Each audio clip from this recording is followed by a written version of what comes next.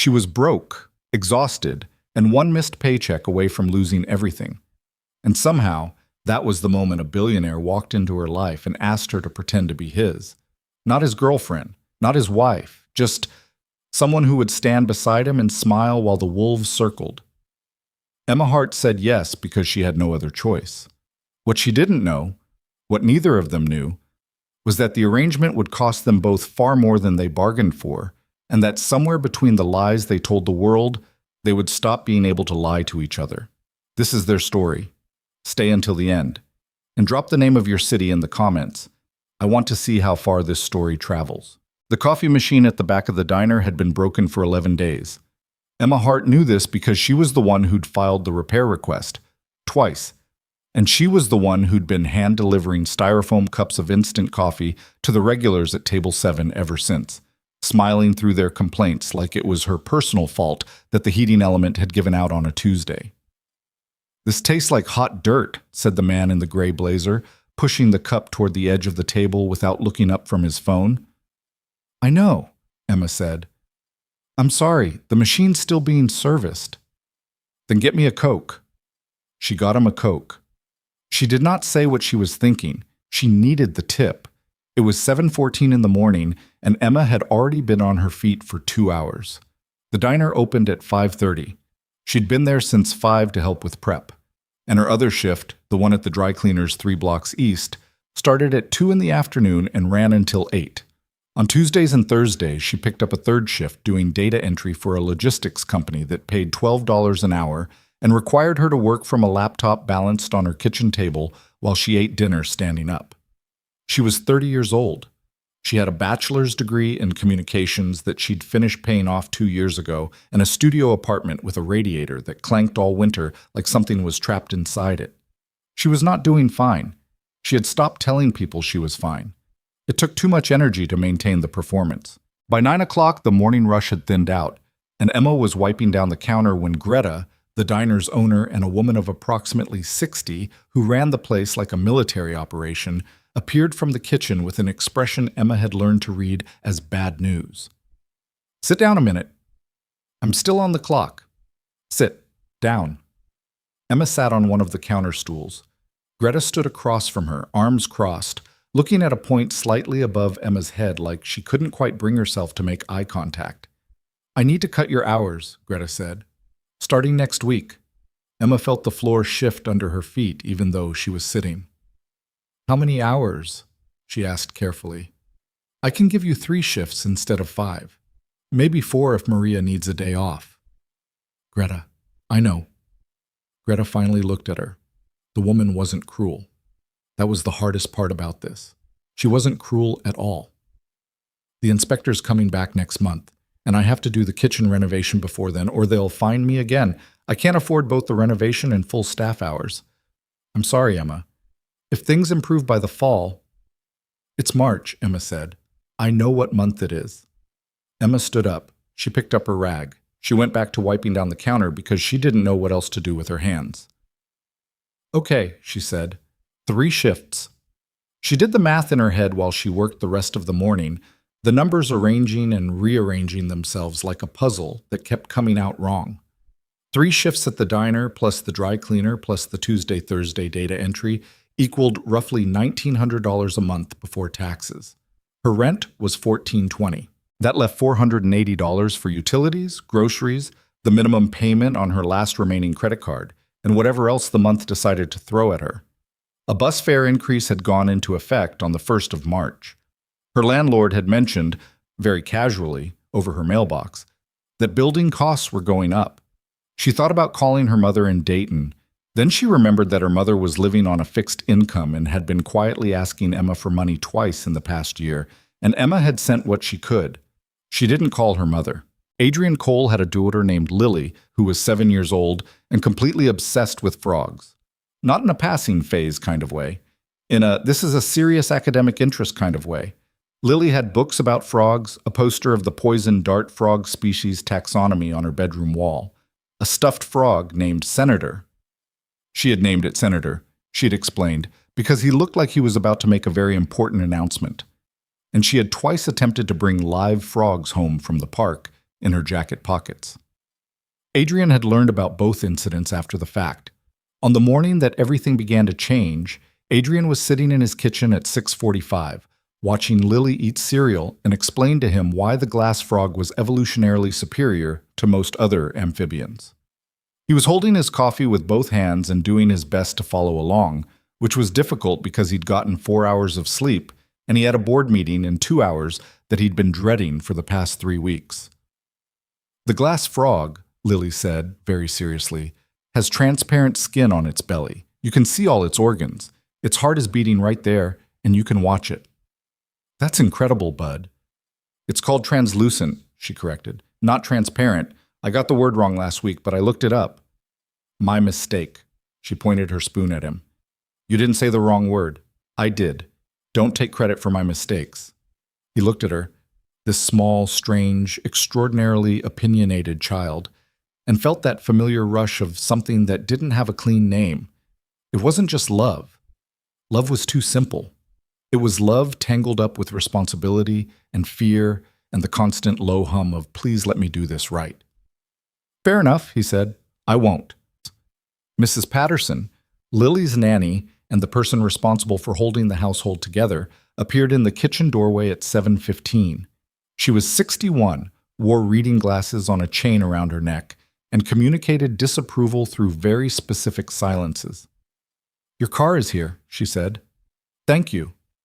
You didn't eat. I'll eat at the office. The silence that followed was extremely specific. I'll eat at the office, Mrs. Patterson. He kissed Lily on top of her head, put his coffee cup in the sink, and picked up the briefcase he'd packed the night before. At the door, he paused. Senator doing okay? He called back. Senator is fine, Lily called back. He gave a very good speech this morning about the water cycle. Adrian walked to his car, smiling. Then he got in, and the smile faded, and he looked at the folder his assistant had prepared sitting on the seat beside him, and he became someone else, the other version of himself, the one the world actually dealt with. The drive to Cole Technologies headquarters took 18 minutes on a good day. Today, it took 26. He used the extra 8 minutes to review the folder, and by the time the car pulled into the underground garage, he had a very clear picture of exactly how bad things were. The short answer was bad. The longer answer required context. Cole Technologies was, by any reasonable metric, a success story. Adrian had built it from a software consultancy he'd started at 24 into a technology company with operations across 11 countries and a market valuation that had cleared $7 billion the previous fiscal year. The company held patents in AI-assisted logistics, healthcare data management, and a proprietary cybersecurity architecture that 3 major governments had licensed for critical infrastructure. By 32, Adrian Cole was the kind of rich that stopped being a real number and became an abstraction. He was also, by his own accounting, a mediocre socializer, a poor networker, and someone who found most small talk physically exhausting. He had a small circle of people he trusted, a slightly larger circle of people he worked with, and approximately zero interest in expanding either. This was, as his chief of staff Marcus Webb never missed an opportunity to remind him, a strategic liability. You don't play the game, Marcus told him once, not unkindly, and the game doesn't care. Marcus was waiting for Adrian in the conference room outside the boardroom when Adrian arrived, and the expression on Marcus's face told Adrian that the folder had, if anything, undersold the situation. How bad? Adrian said, setting his briefcase down. They're calling it the Shanghai misalignment. Marcus pulled up a document on the room's central screen. The story broke on 2 financial news sites early this morning. Someone fed them a narrative that the Cole-Harrington data deal is in trouble because of a leadership instability issue on our side. Leadership instability. Rumors that you're isolated. That the company's direction is being driven by a board faction without your full engagement. That there's internal fighting. Marcus paused. They're also running a parallel piece about your personal life. That you're... He looked uncomfortable. Say it. That you're emotionally erratic. That losing your wife 5 years ago and raising a kid alone has made you erratic, unpredictable, not in a good way. Adrian sat down. He put his hands flat on the table and looked at the document on the screen for a long moment. Helena had died of an aggressive cancer when Lily was 2 years old. It had been the worst thing that had ever happened to him. He didn't talk about it publicly. He didn't perform grief for media consumption. He had simply kept moving, kept working, kept showing up for his daughter, and told himself that was the only way through. Apparently, someone had decided that his silence was a story they could weaponize. "Who's behind it?" he asked. "We don't have confirmation. My best guess is Dalton Reeves." Marcus said the name with a particular flatness. "He's been positioning himself to lead a board coup for months. If he can create enough noise around your stability, some of the quieter board members might break the other direction before the Shanghai vote next month." Dalton Reeves was a board member who had been with Cole Technologies since its early days. He was 54, well-connected in ways that Adrian had never fully mapped, and had disagreed with Adrian's strategic direction on approximately 70% of every major decision in the past 2 years. He was also, Adrian had long suspected, the kind of man who believed the end completely justified the means, as long as the end benefited him personally. "What do we need?" Adrian asked. Marcus hesitated. "Don't do that," Adrian said. "Whatever it is, say it. We need to change the narrative, fast, before the board meeting in 4 weeks. Marcus sat down across from him. "The erratic and isolated angle only works if there's nothing pushing back against it. The PR team has some ideas, but—" He paused again. "Their most effective idea is one you're not going to like. Tell me anyway." "You need someone beside you, someone visible. Not a business partner, not a colleague, someone personal." Marcus held up a hand before Adrian could speak. I know how you feel about this. But we're not talking about anything dishonest. We're talking about optics. Someone who can accompany you to the Zhang Industries dinner next week, to the Harbison Tech conference the week after. Someone who looks like they belong in your life. It changes the entire read on every photograph, every article. Adrian stared at him. "You want me to what?" he said flatly. "Hire a date." "I want you to consider a structured arrangement with someone trustworthy who understands the business context and is willing to help maintain a particular public image for a defined period of time. There would be compensation, Marcus, and full legal protection, a proper NDA, a clear contract, a defined end date. I'm not suggesting anything." "Where," Adrian said carefully, "would we even find someone like that?" Marcus said nothing for a moment. Then he opened his phone and slid it across the table. On the screen was a message thread. "My cousin," Marcus said. "She lives in our district. I talked to her last night. She doesn't know details, just the broad strokes. She's trustworthy, she's smart, she's not connected to our industry in any way, and she needs—" He stopped. "She's going through a difficult financial period. I told her I might know someone who needed help with something unusual. She was open to hearing more." Adrian looked at the phone. He looked at the document on the screen. He looked at his hands on the table. He thought about Lily eating cereal and explaining amphibian taxonomy at 6:45 in the morning, and about what it would mean if he lost the company vote. And about Dalton Reeves sitting in this building right now, probably feeling very confident about how the next 4 weeks were going to go. "Set up the meeting," he said. Emma had never been to this part of the city. She'd been to the city. Obviously, she'd lived here for 6 years. But she'd never had a reason to visit the 43rd floor of a building made of glass and pale steel in a financial district neighborhood where the coffee shops charged $9 for a latte and the people on the sidewalk all seemed to walk at a particular pace that said, "I have somewhere important to be." Marcus Webb had called her the previous afternoon. He'd been professional on the phone, careful with his words in a way that made her feel like every sentence had been reviewed by a lawyer before he said it. He told her that he worked for a private individual who needed a very specific kind of assistance, professional, discreet, temporary, and that there would be compensation discussed at the meeting. He had not told her who the individual was. Emma looked it up herself the night before. Marcus Webb, Chief of Staff, Cole Technologies. She typed Cole Technologies into her search bar, and the first result was a Forbes profile from 2 years ago with a photograph of Adrian Cole standing in a rooftop space with his arms crossed and a look on his face that said he'd agreed to the photo shoot but hadn't enjoyed it. She sat on her kitchen floor. The chair at her table had a bad leg, and she'd never gotten around to fixing it, and read the profile twice. Then she read 3 more articles.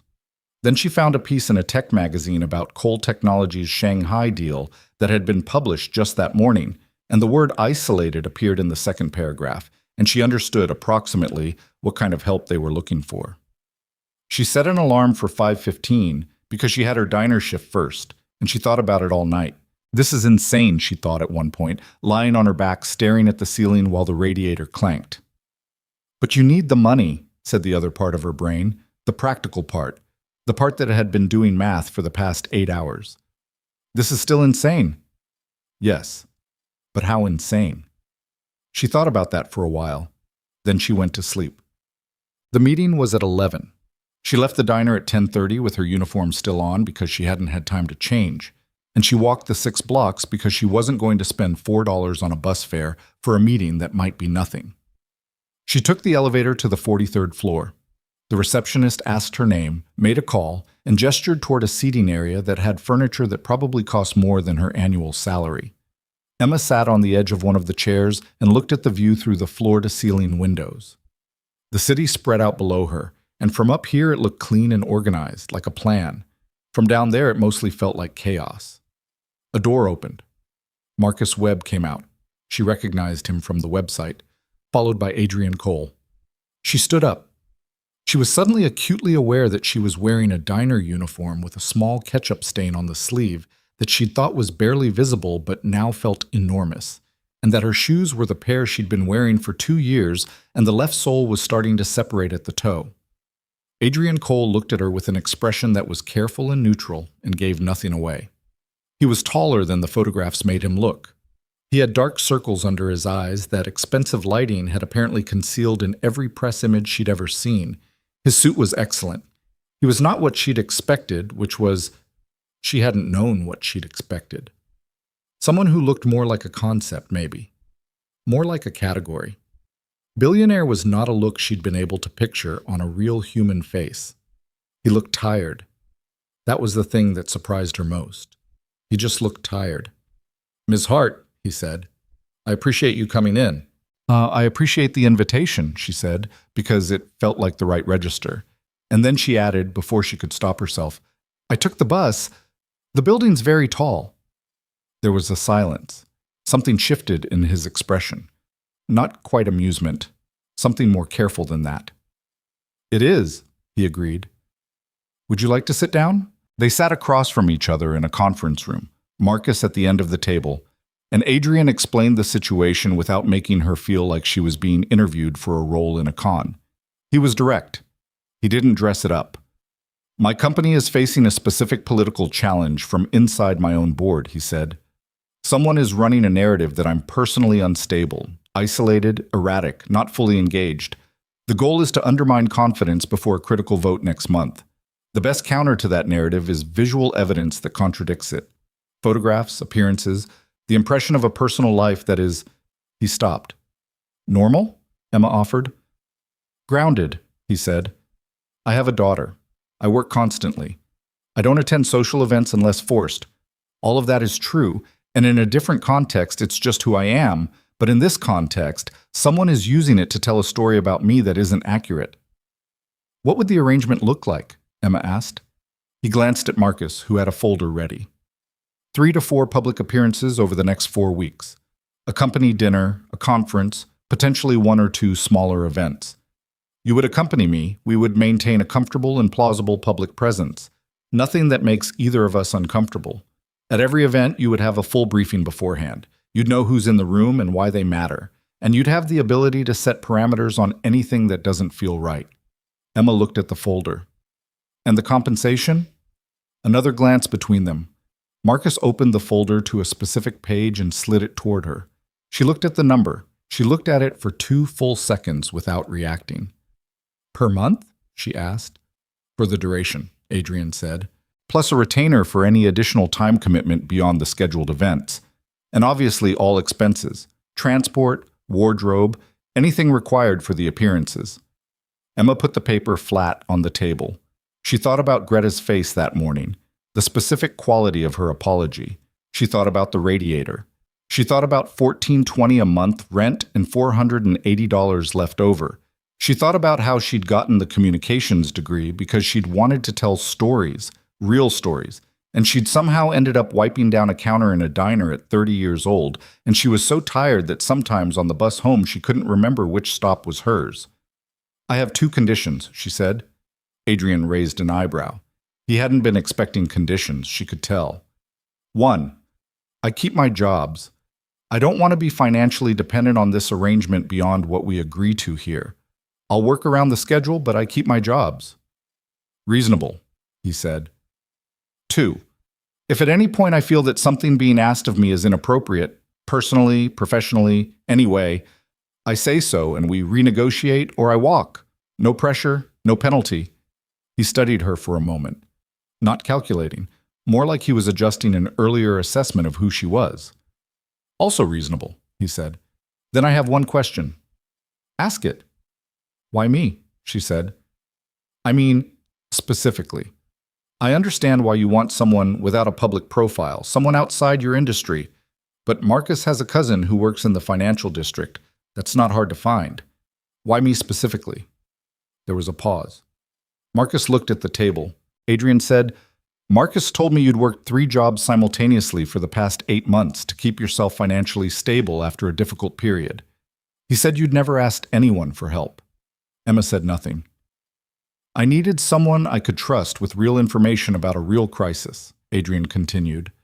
Trust is easier to extend to someone who understands what it means to hold something together when everything is trying to fall apart. He paused. That's as honest as I can be about it. It wasn't flattery. He'd said it the way you say a fact. Emma looked down at the folder on the table. She looked at the number again. She looked up. Okay, she said. Yeah, they signed the contracts that afternoon.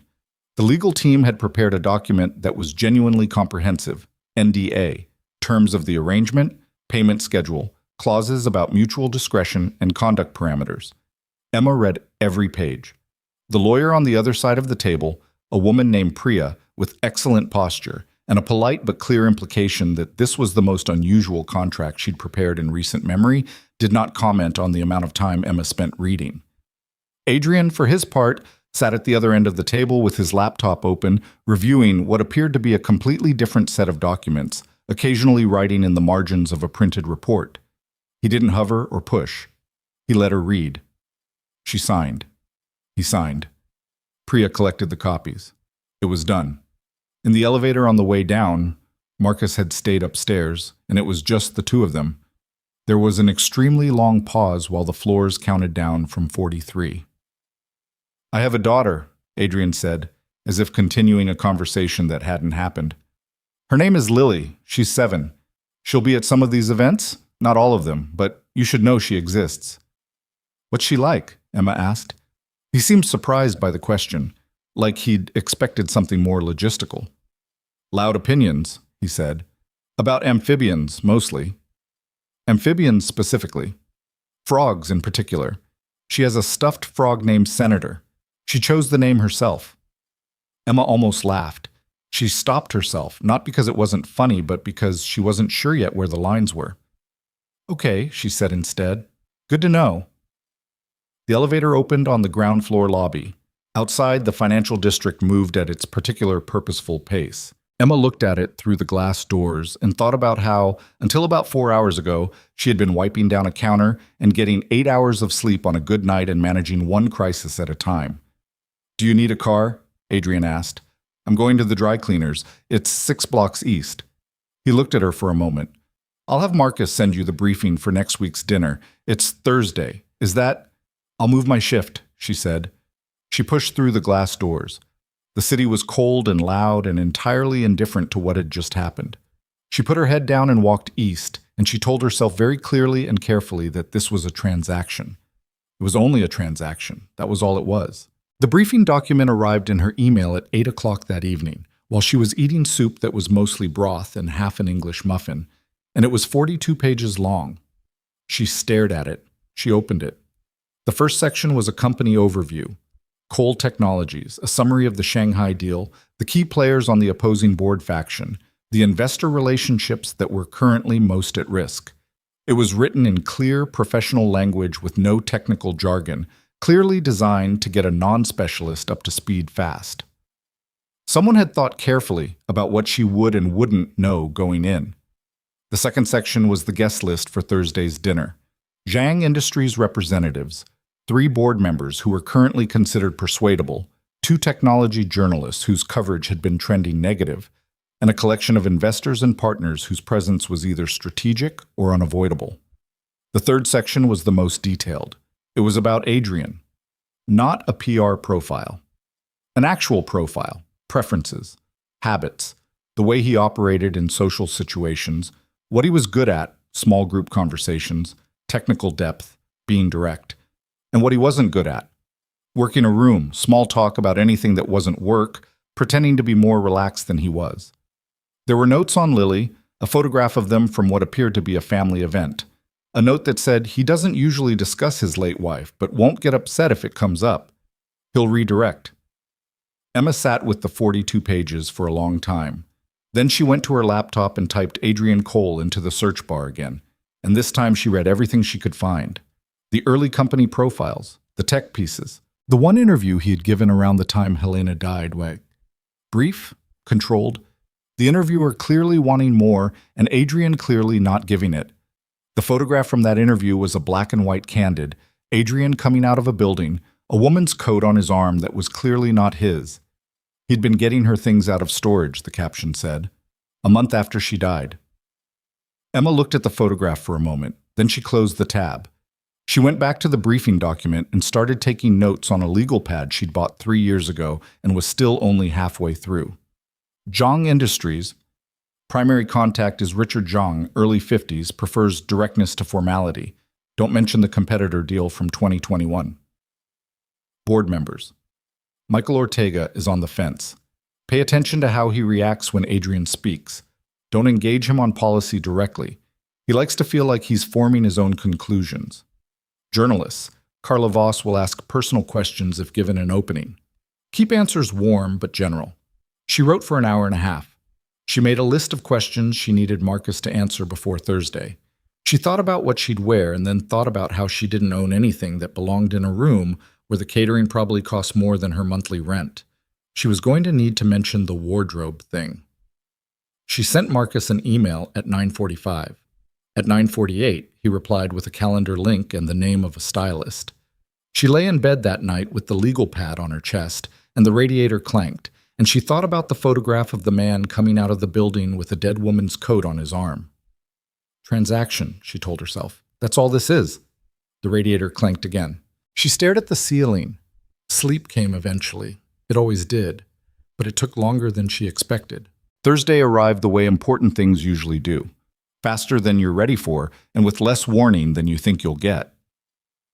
The stylist, a woman named Dominique who communicated exclusively in decisive pronouncements and had opinions about Emma's posture that she shared without being asked, dressed her in a deep emerald dress that Emma would never have chosen for herself, and that turned out to be exactly right.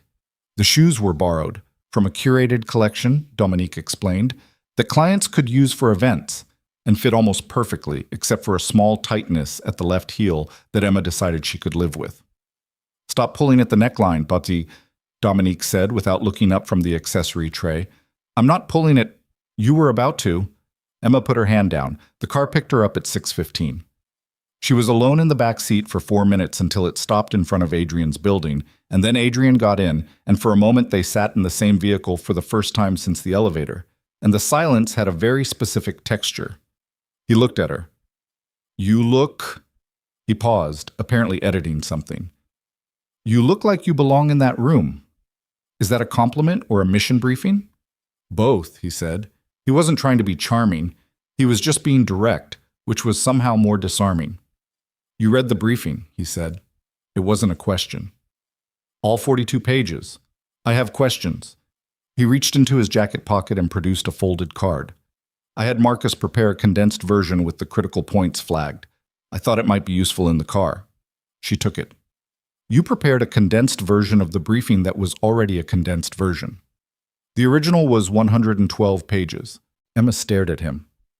I do thorough work, he said. I can see that. She unfolded the card. He looked out the window.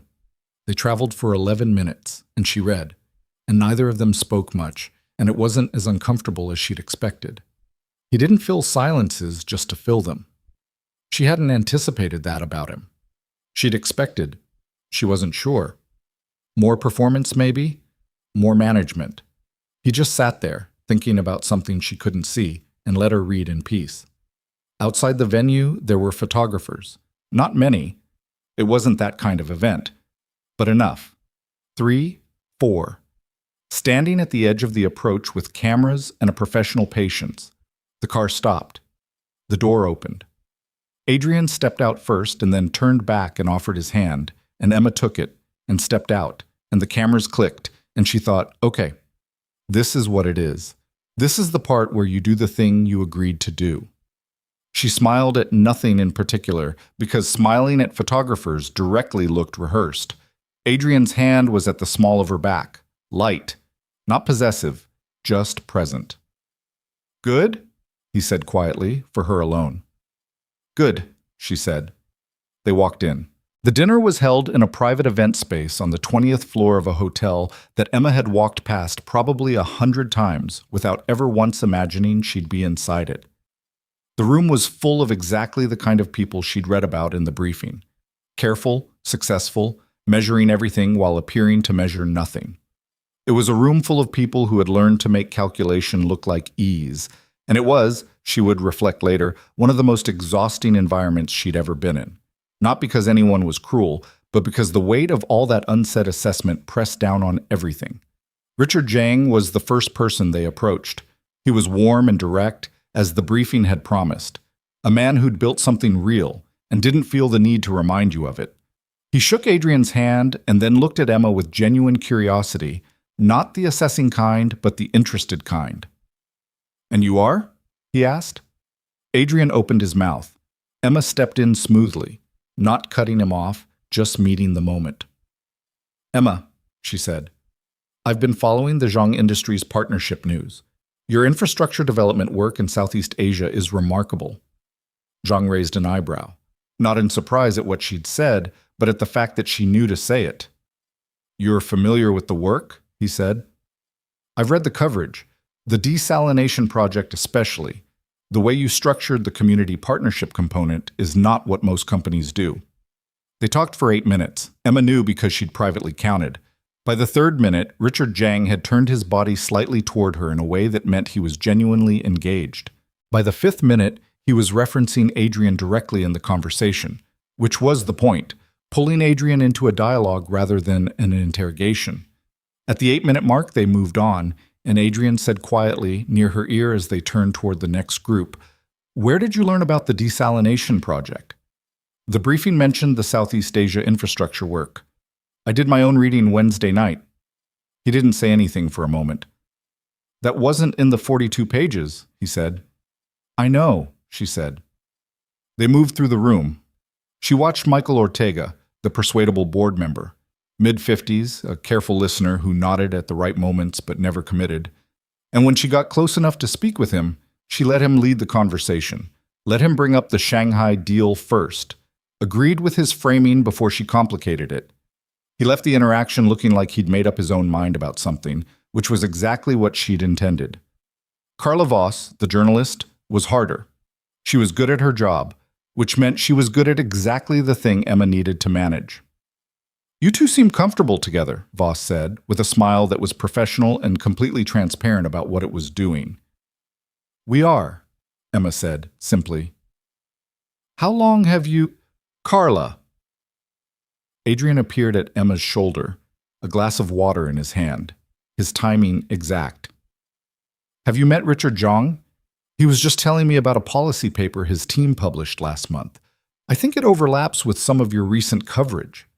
It was smooth. It was so smooth that Emma suspected he'd been in position for 30 seconds, watching, waiting for the right moment to redirect. Voss looked briefly frustrated and then professional again, and let herself be steered toward Zhang, and Emma exhaled a breath she hadn't realized she'd been holding. "Thank you," she said. "You were handling it," he said. "I know, but the assist was good." He almost smiled. She caught the edge of it before it disappeared. The dinner ran until 10:30. The car ride back was quieter than the one there. A different kind of quiet, the exhausted, productive kind. Ortega's shifting, Adrian said at one point, looking out the window. I watched him for most of the night. He's moving. He's not fully there yet, Emma said. He had a moment around the dessert course where he double-checked something on his phone. Whatever he was looking at complicated his thinking. Adrian turned toward her slowly. You clocked that from across the room. I was watching, she said. That was the job. He was quiet for a moment. Then, you're good at this. I'm good at reading people, she said. I've been doing it in customer service for 8 years. You learn fast when you need tips to cover rent. Came out more honest than she'd intended. She didn't edit it. He didn't offer sympathy, which she appreciated. He just nodded, like it was information he was filing. What's your rent? He asked. She looked at him. Why? Calibrating, he said. So I understand what the compensation context is. $14.20, she said. Studio. The heat makes noise. What kind of noise? Like something's inside the wall deciding whether to escape. This time he actually did smile. It was brief and it changed his face considerably. He turned back to the window before she could study it too long. The next appearance is in 10 days, he said, returning to business. The Harbison Tech Conference. It's a full day. I'll need to swap a shift. Marcus will handle anything that needs to be covered financially. That's not what I meant, she said. I mean, I'll need to let Greta know in advance. It's not about money. It's about not leaving her short. Another pause. Right, he said. Of course. The car stopped in front of her building. She picked up her small purse, borrowed, like the shoes, and put her hand on the door. Emma, he said. She turned. You were... He stopped, restarted. Tonight went better than I expected. That's good, she said. I expected it to go reasonably well, he clarified, like he didn't want her to think the bar had been low. It went better than that. She looked at him for a moment. In the dark of the car, the tiredness in his face was very visible, and something else that she couldn't quite name. Something that wasn't the public Adrian Cole from the Forbes profile. Something that was just a man who had been managing a crisis for weeks and was, for approximately 90 seconds in a car outside a woman's apartment building, not managing anything. Get some sleep, she said. She got out of the car. The radiator was clanking when she got upstairs. She sat on the edge of her bed in the borrowed shoes and the emerald dress, and she didn't move for several minutes. She thought about the 42 pages. She thought about the photograph of the coat. She thought about the way he'd said you were good at this, like he'd needed to say it out loud before he could fully believe it. She thought about how she'd told herself this was a transaction. She was still telling herself that when she finally fell asleep. But the conviction was already, quietly, starting to crack. 10 days passed the way 10 days do when you're managing 2 lives at once, in fragments, in transitions, in the 7-minute gaps between one thing ending and another beginning. Emma kept her shifts. She'd promised herself she would, and she did, which meant that the Tuesday after the Thursday dinner, she was back behind the counter at the diner by 6 in the morning, handing instant coffee to the man in the gray blazer, who had apparently decided this was his regular table now, and listening to Greta argue with a produce supplier over the phone in the back. The emerald dress was in a dry cleaning bag hanging on the back of her bathroom door. The borrowed shoes were in a box on her shelf. The legal pad with her notes from the briefing was on her kitchen table, and every time she sat down to eat, she could see her own handwriting. Ortega. Watching. Don't push. She didn't tell anyone about the arrangement. There was nobody to tell, really. She'd let most of her friendships thin out over the past 2 years without fully meaning to. That happened when you worked 3 jobs and your social energy hovered consistently around 0.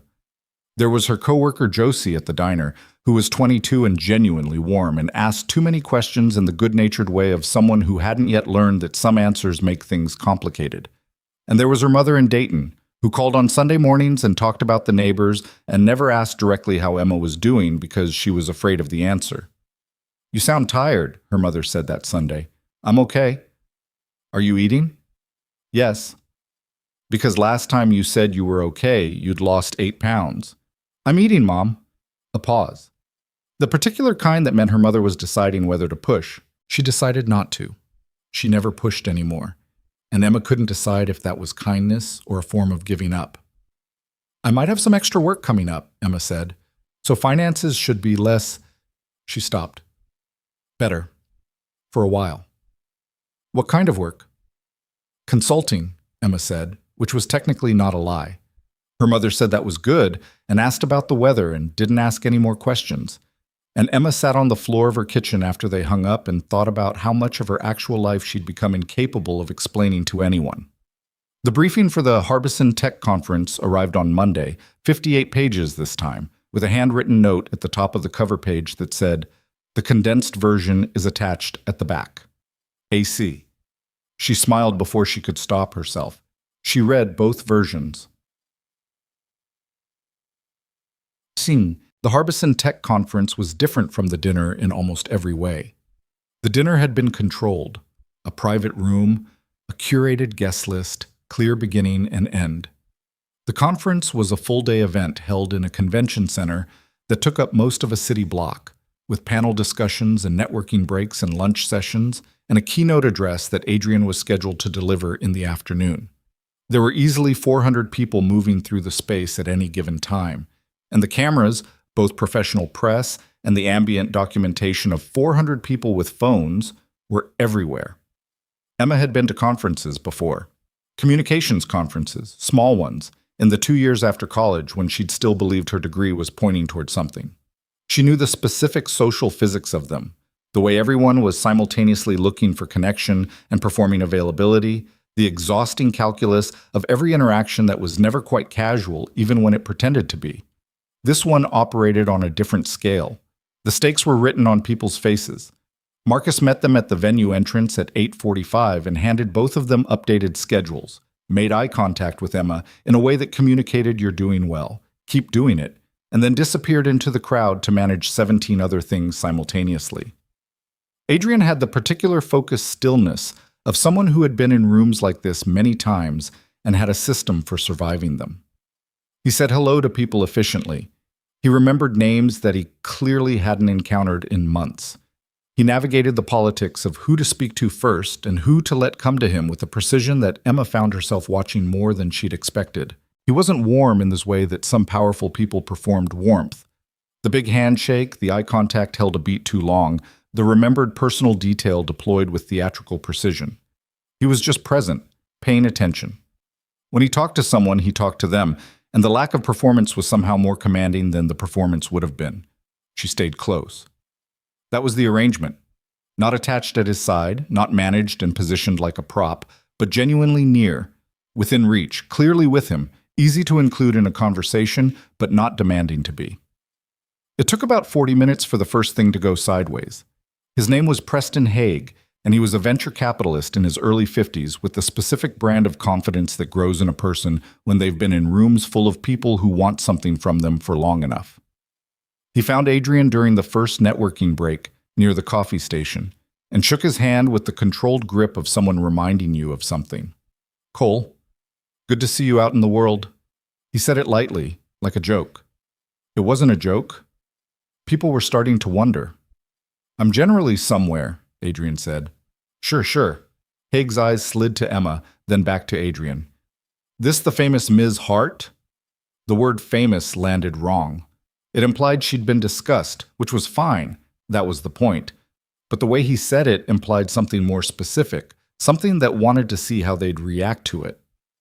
"Emma Hart," she said, extending her hand before Adrian could do anything. "Preston Haig, you led the Series B for Quantum Meridian last year, the environmental sensor startup." Haig shook her hand, surprised. "I did. I followed that deal. The environmental compliance angle was smart. Got you into markets the traditional tech investors were ignoring." He looked at her with an expression that recalculated. Then he looked at Adrian and then back at Emma, and whatever he'd been planning to do with the conversation, he adjusted. They talked for 12 minutes. By the end, Haig was addressing her directly about a third of the time, which was more than she'd expected and probably more than he'd intended. When he moved on, he shook both their hands, and his manner was different in a way that was hard to quantify but real. You researched him, Adrian said quietly, once Haig was gone. I researched everyone on the attendee list. He looked at her. The list has 240 names. I prioritized, she said. 50 names.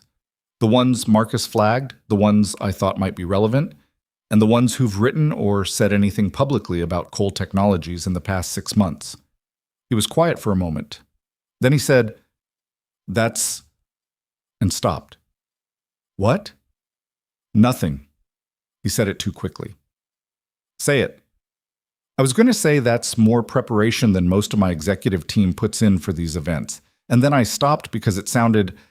He paused. Reductive.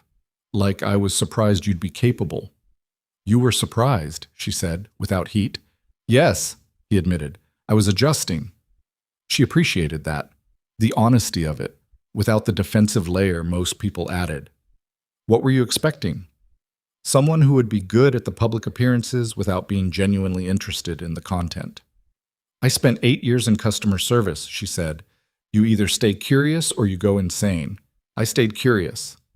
He didn't say anything to that, but he didn't look away either, and after a moment he turned toward the next group of people they needed to approach, and she fell into step beside him, and something between them had shifted by approximately 5 degrees.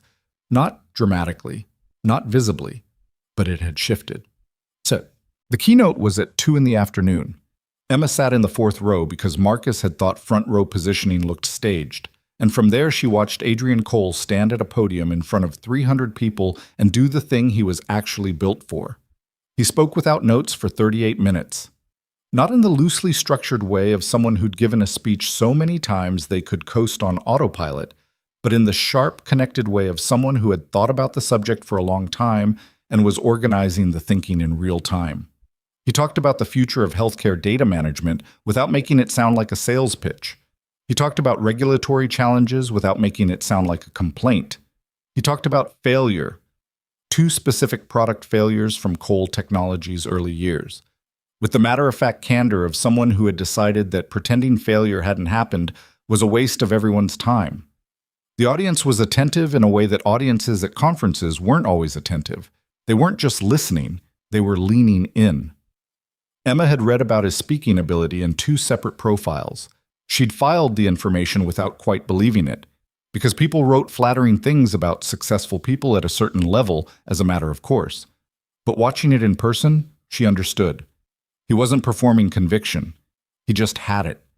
And in a room full of people who spent their days managing perception, the absence of performance was almost startling. He found her in the audience once, briefly, not scanning for reassurance, just a quick check that read more like taking inventory of the room. Their eyes met for about 2 seconds. She gave him a small nod. He moved on. Afterward, in the green room, while he took questions from a smaller group of journalists and executives, Emma was standing near the side wall with a glass of water when a woman appeared beside her. Mid-40s, elegant, with the self-contained presence of someone who'd chosen to be exactly as visible as they wanted to be, and not a degree more. "You're Emma Hart," the woman said. "I am. Diana Fell. I'm on the nominating committee for the Harbison Foundation Board." She offered her hand. "I've been watching you work this room all day." Emma kept her expression neutral. "I'm not sure I'd call it working." Diana Fell smiled. "That's why it works." She glanced toward where Adrian was fielding questions. "He's better today than I've seen him in a year. That's not a small thing." She looked back at Emma. "Whatever you're doing, keep doing it." She moved off before Emma could respond, and Emma stood with her water glass and thought about that for a moment. Whatever you're doing. She wasn't sure herself what exactly that was anymore. The lunch break had produced one complication that Emma was still processing by the time the car came to take them home.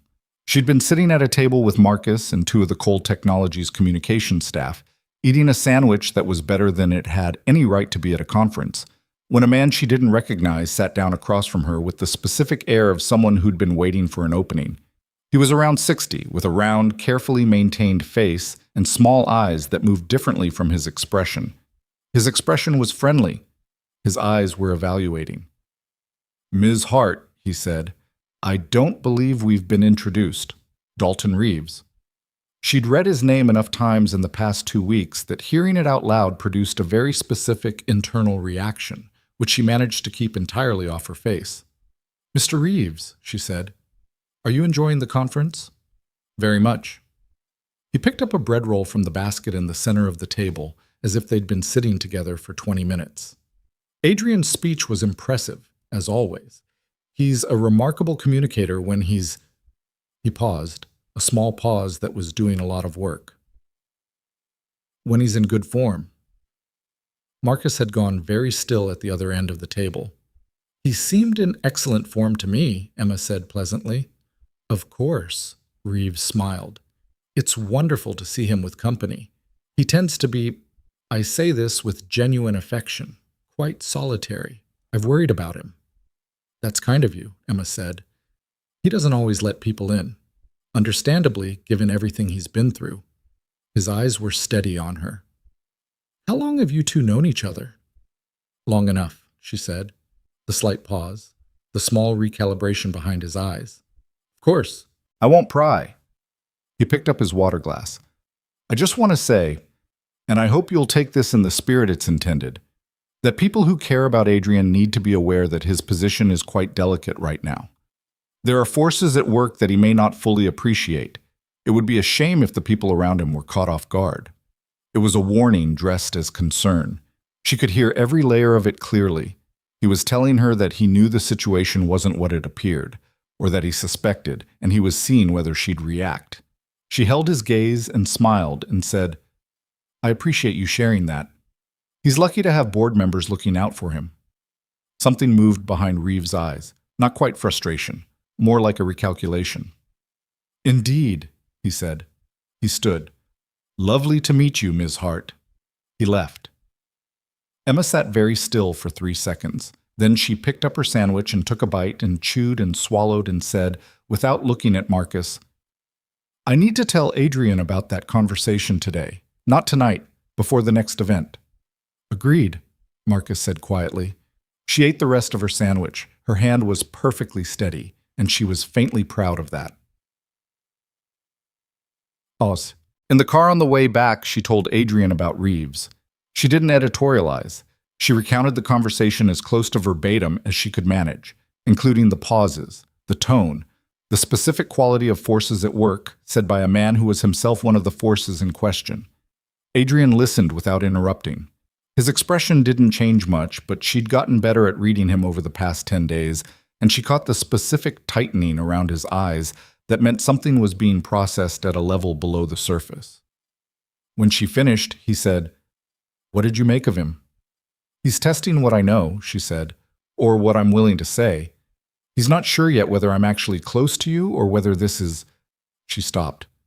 "Whether it's what it is," he said. "Yes." He looked out the window. "You handled it well. I told him you were lucky to have board members looking out for you." The corner of his mouth moved. "That's almost offensive." "I know. I meant it to sting just a little." He turned back from the window. The almost smile had settled into something quieter, something that wasn't quite amusement but was related to it. "He's going to keep watching," Adrian said. "Now that he's made contact, he'll use every event to gather information." "I know." "It complicates..." "I know," she said again. "It means we have to be more consistent, not just in public. If he has anyone watching for inconsistencies, how we talk about each other in separate conversations, what we do or don't know about each other, there can't be gaps." He was quiet for a moment. "That requires more coordination." "Yes." Another pause. The city moved past the windows. "Would you be willing to spend some time outside the scheduled events, building out the background, so there are no gaps?" She understood what he was asking. More time, less structured, the edges of the arrangement getting less distinct. "Yes," she said. "That makes sense." It would be... He paused, visibly uncomfortable, which she'd come to recognize as his version of sincerity. "It doesn't have to be elaborate. Coffee, an afternoon, enough to know the basic things people who are close know about each other." "I'll need to know more about Lily," she said. He blinked. That had surprised him. "If Reeves or anyone like him asks me about your daughter," she said, And I can't answer naturally. That's a gap. Right. He said it slowly. Yes. So, tell me about her. He looked at her as if the request had temporarily reset his operating system. Then he looked at the seat back in front of him, and something in his posture changed. Not relaxed exactly, but the particular tension that was his professional default loosened by a degree. She started refusing to go to sleep last month, he said. She discovered that if she asked me a question right when I'm about to leave the room, I always stay to answer it. So now every night there's a question. Sometimes it's about frogs. Last week it was about whether trains dream. Emma looked at him. What did you say? I said I didn't know. She said that wasn't an answer. I said I thought if trains dreamed, they probably dreamed about going somewhere they'd never been. He paused. She said that was sad. I thought it was kind of nice. Emma said nothing for a moment. Then, how long did you stay in the room? Another 20 minutes, he said. She fell asleep mid-sentence about subway systems. The car was quiet. Outside, the evening had settled into the particular amber of streetlights beginning to outnumber daylight, and Emma looked at the side of his face and thought about a man sitting on the edge of a 7-year-old's bed for an extra 20 minutes because she'd asked him whether trains had dreams. She sounds like a lot, Emma said. She's everything, he said simply. Then he caught himself as if he hadn't meant to say it quite like that. He stopped trying to revise it. Yes, she is. They met for coffee that Saturday. Not at his office. Marcus had suggested a cafe in a neighborhood that was public, but not the kind of public that produced photographs. Residential area, local crowd, the kind of place where a man and a woman having coffee were just a man and a woman having coffee. Emma was there first. She ordered a plain coffee and sat at a table by the window and watched the street because she always did that, always had a view of the entrance of wherever she was, a habit she'd developed in years of eating alone and needing something to do with her eyes. He came in 7 minutes after the agreed time, which she'd come to understand was Adrian's standard, not disrespectful, just consistently, mildly late in the way of someone who always believed the prior thing would take less time than it did. He spotted her immediately, came to the table, sat down, and looked at the menu for about 3 seconds before setting it down. Coffee, he told the server. Black. Same as mine, Emma said, which wasn't remarkable, but he glanced at her cup as if it was. They talked for 2.5 hours. Later, she wouldn't be able to reconstruct exactly how they got from the structured background building. Where did you grow up? What was the family situation? What were the significant years? To the conversation they were actually having by the end of it. It happened the way those things happen. In stages, each one seeming reasonable in isolation, until you look up and realize you're somewhere you didn't plan to be. He'd grown up in a medium-sized city in the Pacific Northwest, middle-class family, father who worked in logistics and had particular opinions about efficiency that had apparently lodged in Adrian's brain at a formative age. A younger sister, Naomi, who was an ER nurse in Portland and who he spoke to every Sunday and described as the most capable person I know, which is saying something given that she grew up with me and I'm difficult. Emma had laughed at that. He'd looked slightly surprised by his own honesty. She told him about Dayton, her mother's house on a street where all the houses looked similar, and she'd spent her childhood trying to figure out what she wanted to do with a life that had so far refused to take a particular shape. She told him about the communications degree, about the year after graduation when she'd actually worked in media, briefly, for a lifestyle magazine that folded after 11 months, and about how the pivot to service work had started as temporary and had somehow become the main story. Do you miss it? He asked. The media work. Sometimes I miss what I thought it was going to be, she said. The actual job was mostly rewriting press releases and arguing with the photo editor about cropping. But yes, I miss the idea that I was going to be telling stories that mattered. He was quiet for a moment, turning his coffee cup slowly on the table. What kind of stories? Real ones, she said. The kind where the ending isn't obvious. He looked up from the cup. The ending of a story is never obvious until it is, he said. That's what makes it worth following. She looked at him. It was one of those moments that arrives unexpectedly, where someone says something that connects, and the connection is real enough that neither party quite knows what to do with it. "What happened to Helena?" she asked. She hadn't planned to ask it. She asked it because they were being honest, and the question was real. "You don't have to tell me, but if I'm asked—" "No," he said. "It's fine." He put the cup down. "Pancreatic cancer. Diagnosed in January, she died in September. 8 months." He said it factually, the way he might recite a timeline for a project. She understood that was the only way he'd learned to say it without the words breaking apart. "Lily was 2. She doesn't remember her. Not really. She has photographs and things I've told her, and she's very matter-of-fact about it, which is—" He stopped. "I don't know if that's healthy or not. The therapist says it's normal, that children that young build what they know from what they're given, not from what they remember." "Do you talk to Lily about her?" "Yes. Regularly."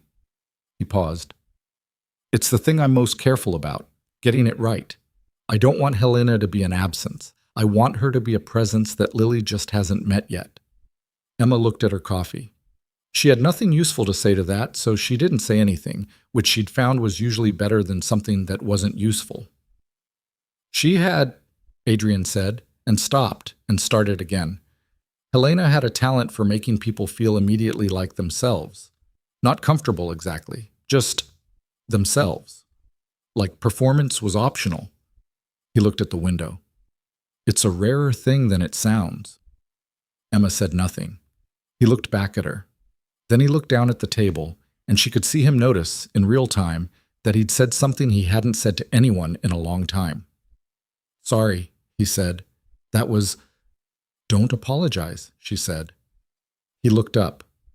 "I asked," she said, "and what you said was real. Don't apologize for that." He didn't. But he picked up his coffee cup again, and the conversation shifted, not uncomfortably, but into safer water. And they talked for another 40 minutes about Lily's school and the frog taxonomy, and why Senator the stuffed frog had specifically been named Senator, which turned out to be because Lily had watched a congressional hearing on TV with Mrs. Patterson and decided she liked the way the senators sat very still while people talked at them. "She wants to be a senator," Adrian said. "Or a herpetologist," Emma said, because she'd read enough briefing documents by now to know the word. He stared at her. "I Googled amphibian science careers," she said, "for background." "Emma." He said her name with a kind of careful precision, the way you say something when you're still working out what you want to say after it. "You didn't have to do that." "I know," she said. "I wanted to." They walked out together, onto a street that was busy with Saturday afternoon and indifferent to who they were. He had his hands in his pockets. She had her bag on her shoulder. They stood on the sidewalk for a moment with that specific awkwardness of a conversation that has run long and doesn't quite know how to end. "Same time next week?" he said. "Before the Meridian event." "Sure." "I'll have Marcus—" "You don't need to have Marcus," she said. "Just text me." He looked at her for a second. "I don't have your number." "Oh." She'd assumed. "Right." She told him her number. He put it in his phone, and she noticed his contacts were organized in a way that looked systematic rather than intuitive, names with tags beside them that were probably organizational, and then she was listed, presumably, Emma Hart. Something. She wondered what the tag said. "I'll see you Thursday," she said. "The Meridian dinner." Thursday. She walked to the bus stop. She didn't look back, which took a moderate amount of discipline. On the bus ride home, she got a text, an unknown number that she added to her contacts immediately. The message said, "Thank you for today." She looked at it for a moment. Then she typed back, "You're welcome. Tell Senator I said hello." 3 minutes passed.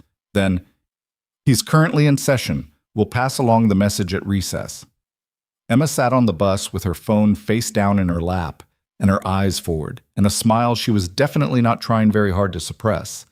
And she thought about the word transaction with something between irony and unease, because it was becoming less accurate by the day, and she was running out of good reasons to keep using it. The Meridian dinner came and went. Then a Sunday afternoon at a museum that Adrian had needed to attend for a foundation obligation, and had asked her to join, which was how Emma ended up standing in front of a large abstract painting that cost more than her apartment building, while a man explained to Adrian why it represented the tension between capital markets and individual aspiration, and Emma kept a very straight face through the entire 8 minutes. Afterward, walking through a less crowded gallery section, she said, "Was that painting actually good?" "No," Adrian said, "but he sold 6 of them at the benefit auction, so—" Capitalism in action. "The tension between capital markets and individual aspiration," he said very seriously, and she laughed out loud. Not a polished, event-appropriate laugh, a real one, the kind she'd mostly stopped doing in public about 2 years ago. And it echoed off the gallery walls, and a passing museum guard gave them a look. Adrian didn't laugh exactly, but the expression on his face when she laughed was the closest thing to open she'd seen from him, and it stayed there for a moment before the usual composure returned. They were building something. She could feel it accumulating, day by day and conversation by conversation, the way you don't notice a structure going up until you stand back and there's a wall where there was nothing before. What she couldn't decide was whether that was part of the arrangement or in spite of it. What she couldn't decide was whether it mattered. But the call from Marcus came on a Wednesday morning, 3 weeks into the arrangement, while Emma was doing the data entry shift at her kitchen table with her laptop balanced on a stack of library books. "We need you at the office," he said. "Today. This afternoon." She heard something in his voice that made her stop typing. "What happened?" "Something's moving. Adrian wants to brief you in person before it goes anywhere else." A pause. "It's about Reeves." She shut the laptop. "What time?" 3. "Can you make it?" She looked at her shift schedule. She looked at the wall. "I'll be there," she said. She was there at 2:55, which was 5 minutes earlier than she'd ever arrived at the Cole Technologies building, and Marcus met her in the lobby rather than having her go through reception, which told her something about the urgency before anyone had said a word. In the elevator, she asked, "How bad?" Marcus looked at the floor numbers counting up. "He'll explain," he said, "but Emma—" He paused, which he rarely did. "Be ready for it to get harder before it gets easier." The elevator opened on the 43rd floor. She walked down the hall toward the conference room, and through the glass wall she could see Adrian already there, standing rather than sitting, looking at something on the central screen with the posture of someone who has received news and is currently in the stage between receiving it and deciding what to do about it. He looked up when she came in. He looked at her the way he'd looked at her that first day in this same building, carefully, assessing, except it was different now. There was something underneath the assessment, something that might have been relief at having someone to tell it to. "Close the door," he said. She closed the door. "Sit down," he said. She sat. He turned the screen toward her and she looked at what was on it, and she understood immediately why Marcus had told her to be ready. It was a photograph. A surveillance-quality image, grainy and angular the way parking garage cameras always are. 2 figures in a dark space. One of them was clearly Adrian. The other was a woman in a coat with her face turned away from the camera. In the image, Adrian appeared to be handing something to the woman, a package of some kind, indistinct. The image had been sent to 3 financial news outlets within the last hour. The accompanying message described it as evidence of corruption and misconduct. The story hadn't broken yet, but it was about to. Emma looked at the image for a long time without speaking. "When was this taken?" she asked. "Based on metadata.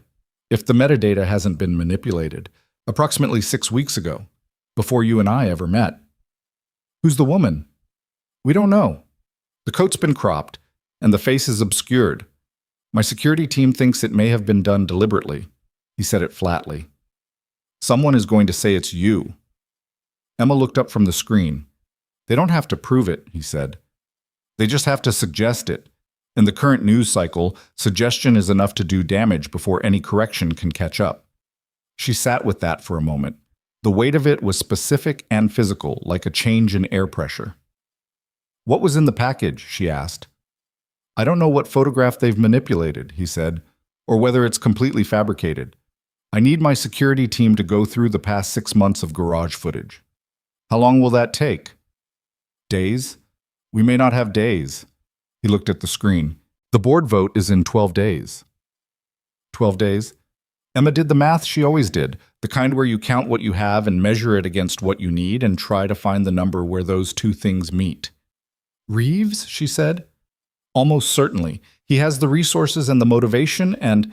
Adrian stopped. And I should have moved faster against him. I knew this was coming and I waited for it to come to me. You were building a case, Emma said. I was being careful. There's a difference between careful and slow, and I misjudged it. She looked at him. He wasn't asking for reassurance. He was stating a mistake with the same flat accuracy he brought to everything else, and it was one of the things about him that she'd found most consistently disarming, the willingness to own the thing without the performance of self-flagellation. Okay, she said. What do we do? He looked at her. She'd said we without thinking about it, and they both heard it, and neither of them acknowledged it directly, and it settled into the air between them like something that had been true for a while and was only now being named. We find the truth of that photograph, he said, before they get to write the story themselves. She nodded once. Then let's start. Outside the glass wall of the conference room, the 43rd floor moved with its usual controlled purpose, people carrying things to places, things getting done. None of them knew yet that the careful architecture of the past 3 weeks had just cracked along a fault line that someone else had placed there deliberately. But inside the room, two people who had started as strangers and had become, without quite deciding to, something considerably more complicated. They knew. And they were already moving. The story broke at 6:47 the following morning. Emma knew the exact time because she was already awake, had been awake since 4:30 when her brain had decided that sleep was no longer a viable option, and she was sitting at her kitchen table with her third coffee and her laptop open to a news aggregator when the first alert hit. Then the second. Then, within 11 minutes, 4 more.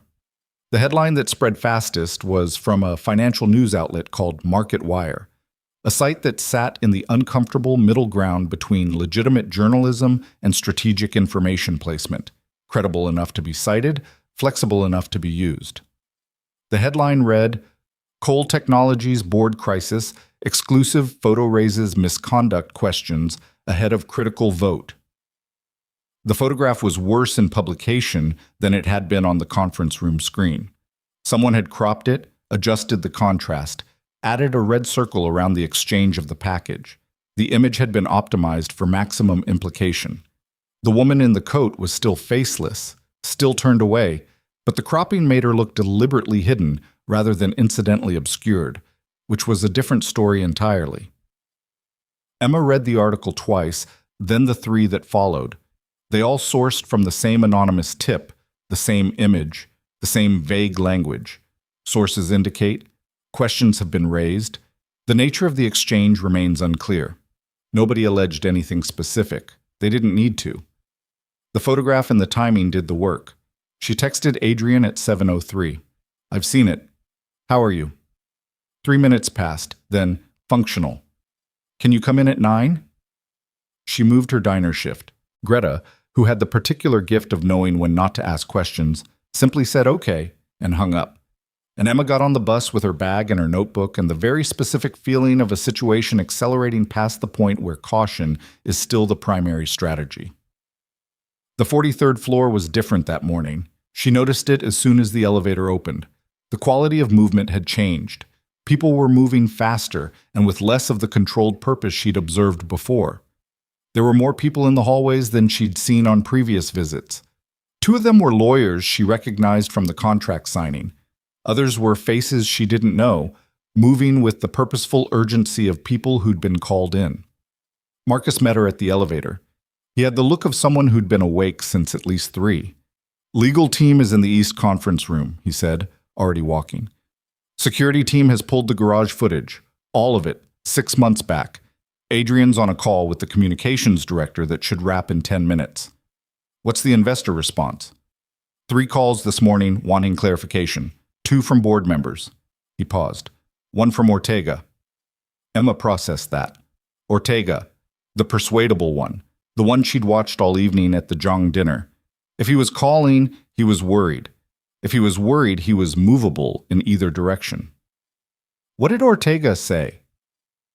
He said he was concerned and wanted to speak with Adrian directly before the week was out. Marcus glanced at her. That's not a no, but it's not a yes. What's being said about the woman in the photograph? Marcus was quiet for half a second, which was enough. They're implying it's you, she said. No one said it directly, he said. But there's a thread on 2 financial forums starting to circulate the theory, and Carla Voss, the journalist from the Harbison conference, posted on her professional account this morning asking whether anyone had additional context about the image. Emma felt the specific coldness of being the subject of a story you had no control over. It was different from any other kind of exposure she'd experienced. It had a weight to it, a momentum that didn't care about what was true. She's fishing, Emma said. Yes, which means she doesn't have the confirmation yet, which means we have a window. He stopped outside the main conference room. Adrian wants to talk to you before we brief the full team. He opened the door and then stepped back, giving her the room.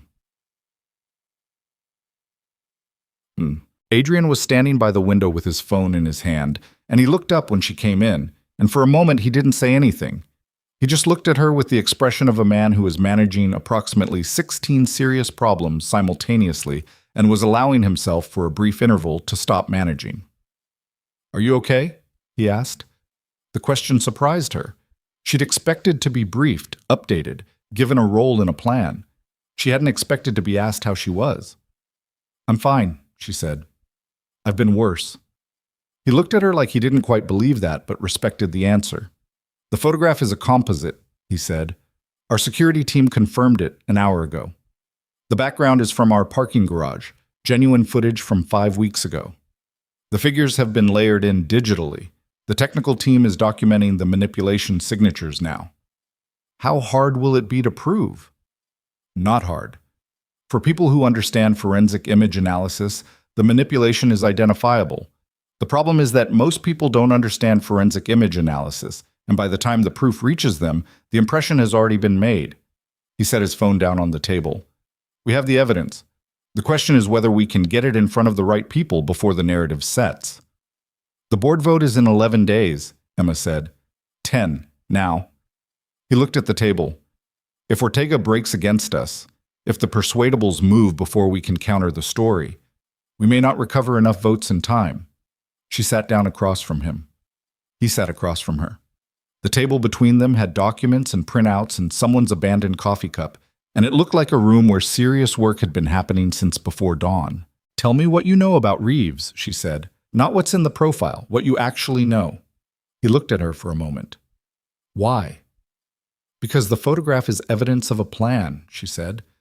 A plan takes resources and time and people. Understanding Reeves means understanding where the edges of this are. He was quiet for a moment. Then he sat back slightly, and she could see him deciding to stop managing the information and simply give it to her. Dalton Reeves has been on the board for 11 years, he said. He came in with the Series B funding. He represented the Haverstock Investment Group, which held a significant position in early-stage coal technologies. When the company scaled, his stake scaled with it, and he transitioned from investor representative to full board member. He paused. For the first 4 years, he was a useful voice, cautious, detailed, the kind of board member you want asking hard questions. Then about 3 years ago, the dynamic shifted. When did Helena die? He registered the connection. 5 years ago. The shift came about 2 years after that. What changed 3 years ago? My direction for the company. He put his hands flat on the table. The healthcare data division was my push. The government cybersecurity contracts were my push. Reeves had been advocating for a different strategic direction.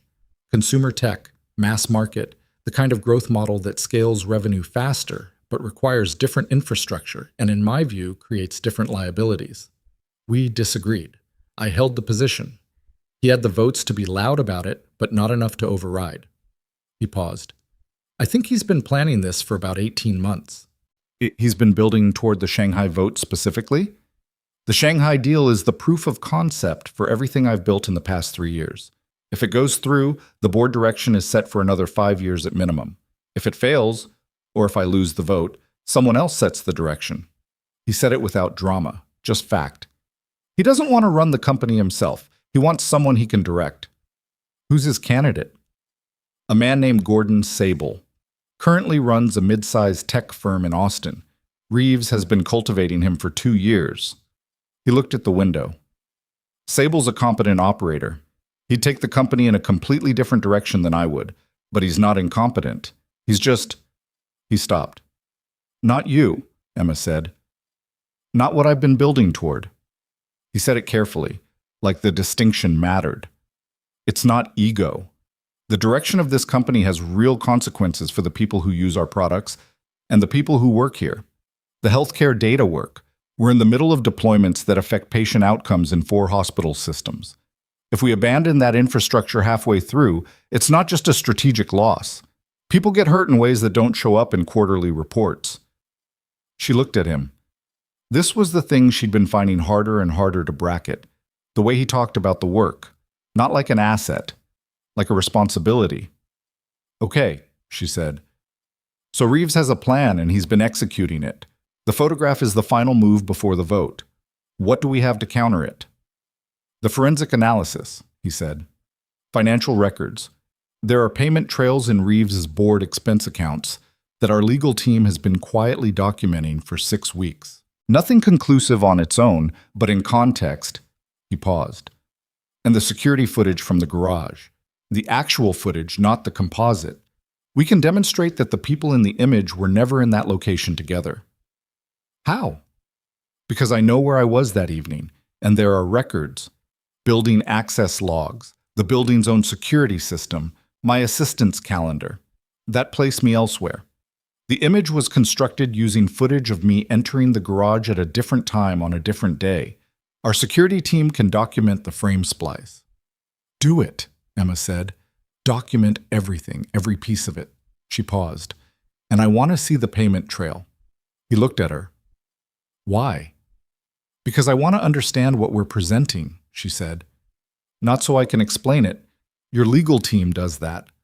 But because if I'm in the room when it happens, I need to understand it well enough to watch people's faces while they process it. That's what I'm actually for in this. He studied her for a moment. Reading the room, he said. I've been doing it since the Jang dinner, she said. That's what I actually contribute, Adrian. The appearances are the cover. The reading is the work. He said nothing for several seconds. Then, Marcus will get you access to everything the legal team has compiled. Good. Emma, he said it carefully. I need you to understand what this means for the arrangement. The photographs the fact that they may name you publicly as the figure in it. They probably will, she said, or someone will. And then it becomes a story about whether I'm real or a prop, and that story tries to discredit both of us at once. She looked at him steadily. I knew something like this was possible when I signed the contract. Knowing it's possible and having your name in a financial misconduct story are 2 different things, he said. Yes, she said. They are. She didn't flinch from it. He watched her not flinch from it and seemed to need a moment to process that. If you want to step back, he started. I don't, she said. The contract has a clause. Adrian. She said his name the way he sometimes said hers, with a weight that meant stop revising what I just told you. I don't want to step back. I want to finish this. The room was quiet. Okay, he said. The next 4 days were the most sustained pressure Emma had experienced in a sequence she had not previously imagined being part of. The story metastasized the way these things do, slowly at first, then suddenly everywhere. By Thursday, 3 more outlets had picked it up, each adding a slightly different layer of interpretation. By Friday, Carla Voss had published a piece that stopped just short of naming Emma directly, but described sources close to the situation indicating that the woman in the photograph was someone with a recent and sudden proximity to Adrian Cole, someone whose background was, in Voss's careful phrasing, unverified in professional contexts. Emma read it at the diner, on her phone, between the morning rush and the lunch setup. Josie found her sitting on a stool in the back, and her expression must have said something because Josie, who was 22 and genuinely warm and usually filled silences with whatever was on her mind, just sat down beside her and didn't say anything at all. "I'm fine," Emma said. "Okay," Josie said. "I'm involved in something complicated." "You don't have to tell me." "I know, I just—" She stopped, put her phone down, looked at the wall where Greta had tacked up the health inspection certificate and a photo of the diner from 20 years ago. "I'm doing the right thing, I think. I'm just not sure how it lands." Josie was quiet for a moment. Then, "The right thing usually doesn't feel clean. It just feels necessary." Emma looked at her. "My mom says that," Josie added. "She's annoyingly right about most things." Emma almost smiled. "Yeah, okay." She picked up her phone. She had a text from Adrian. "Legal team completes documentation tonight. Board presentation being scheduled for Monday. Can we talk this evening?" She wrote back, "Yes. Call me after 7. He called at 7:12, which was essentially on time by his standards. His voice had the particular flatness of someone who had been talking for 12 hours straight and was running low on the energy that made tone possible. "Ortega agreed to a private meeting," he said. "Tomorrow afternoon." "That's good?" "Maybe." He paused.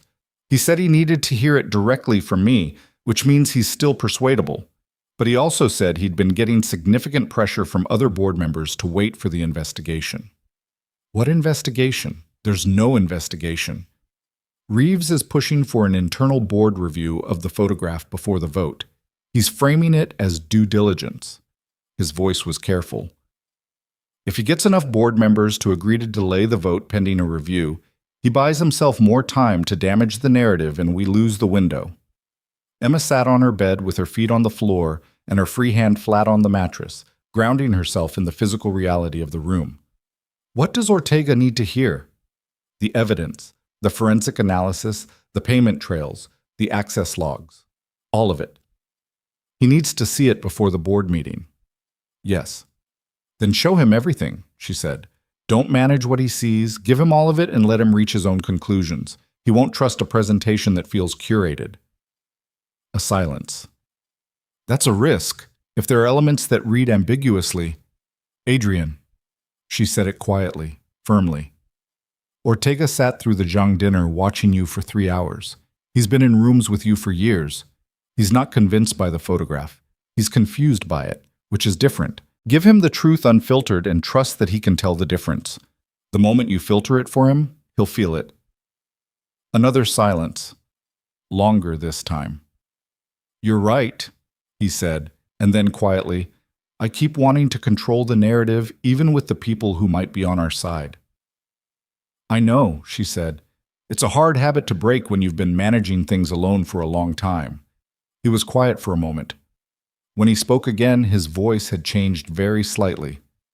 How do you do that? He said. Do what? Say the real thing, without making it feel like an accusation. She thought about it. I've had a lot of practice saying hard things without enough time to soften them first, she said. 3 jobs, limited margin for error. You learn to be direct, or you waste time you don't have. He made a sound that wasn't quite a laugh, but was in the neighborhood of one. I've been thinking about that, about how different your relationship to time is from mine. I have too much of it, in some ways. Too many resources, too much staff insulation. It makes me slower than I should be at certain things. And faster than you need to be at others, she said. Yes, he said. Exactly that. They were quiet for a moment. Outside her window, the street made its nighttime noise. A car with a specific rattle in its exhaust. Someone's music leaking from an apartment across the alley. How's Lily? She asked. He made a different sound than the almost laugh. Something softer. She wants to know when she's going to meet you. Emma stilled. She knows something's going on, he said. Not the business part. She doesn't know any of that. But Mrs. Patterson told her that I've been very busy with something important, and Lily has apparently decided that anyone important enough to keep her father this busy is someone she needs to evaluate in person. Emma didn't know what to do with that information, so she held it carefully and said, What did you tell her? I said soon, he said. If that's all right. It's all right, she said. She fell asleep at 10:30 that night, which was early for her, and she didn't dream, which was unusual, and she woke up at 5 feeling something she couldn't immediately name. A particular quality of alertness, like something in her had decided to be ready before her brain had finished briefing her on why. The meeting with Ortega was set for 2 o'clock Saturday at a private club uptown that Emma had read about exactly once, in a piece about the kind of spaces that exist specifically to allow powerful people to speak without being watched. She wore the dark navy blazer Marcus had cleared for the occasion and flat shoes because she was already pushing her height comfort limit in the building's general energy. Ortega was already there when they arrived.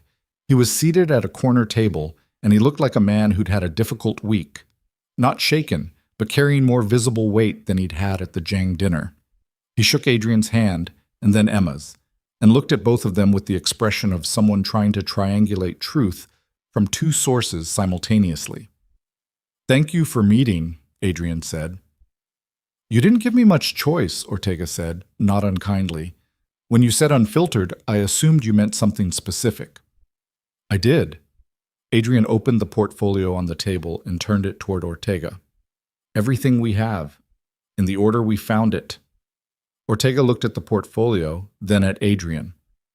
"You're not going to walk me through it? Emma will be here if you have questions. Otherwise," he gestured at the documents, "take the time you need." Ortega looked at Emma. There was a question in his eyes. "The forensic analysis is tabbed first," she said. "The payment trails are behind the blue tab. The access logs are last because they're the most straightforward. They don't require interpretation." She paused. "Read in order. It builds." He looked at her for one more second. Then he opened the portfolio and started reading. Adrian ordered coffee. Emma ordered water. They did not speak to each other, and they did not look over Ortega's shoulder, and they waited. It took 41 minutes. Ortega read without visible reaction, that careful information-processing stillness that Emma had noticed in him at the Jang dinner. He turned pages methodically. He went back twice to the forensic analysis section. He spent more time than she expected on the payment trail section, and she watched his eyes track across the numbers, and she watched the moment, 12 minutes into that section, when something clicked into place for him. It was subtle. A very slight pause in the eye movement, a breath that was fractionally longer than the ones before it. He'd found something. She didn't know what. She filed the observation and waited. When he finally closed the portfolio, he sat back and looked at the ceiling for a moment. Then at Adrian. "The Haverstock account," he said. Adrian said, "Yes." "The payment routed through the consulting subsidiary." Ortega's voice was flat and precise and extremely careful. "That's not ambiguous?" "No." "Why didn't you bring this to the full board when you found it?" "Because I found it 6 weeks ago, and I didn't have the forensic confirmation on the photograph yet." Presenting the payment trail without the photograph evidence would have looked like I was constructing an attack on a board member with circumstantial financial data. Ortega looked at him steadily. "But now you have both." "Now we have both." A silence. The room was quiet in the way that expensive private rooms are designed to be quiet. Absorbing, purposeful, the kind of silence that lets people think. "Who constructed the photograph?" Ortega asked. "We believe Reeves commissioned it. We can't yet prove the direct line. The payment moved through 2 intermediary accounts. Our legal team is working on documenting the full chain, but it's deliberate obfuscation, and it takes time. The board meeting is Monday." "Yes." Ortega looked at Emma. She had been watching him for 41 minutes, and he'd been aware of it, the way perceptive people are always aware of being observed, and now he was turning it back on her directly. "What do you think?" he said. It surprised her. Not the question itself, she'd expected to be in this room, but being addressed directly, consulted, treated as a voice that mattered to his conclusion.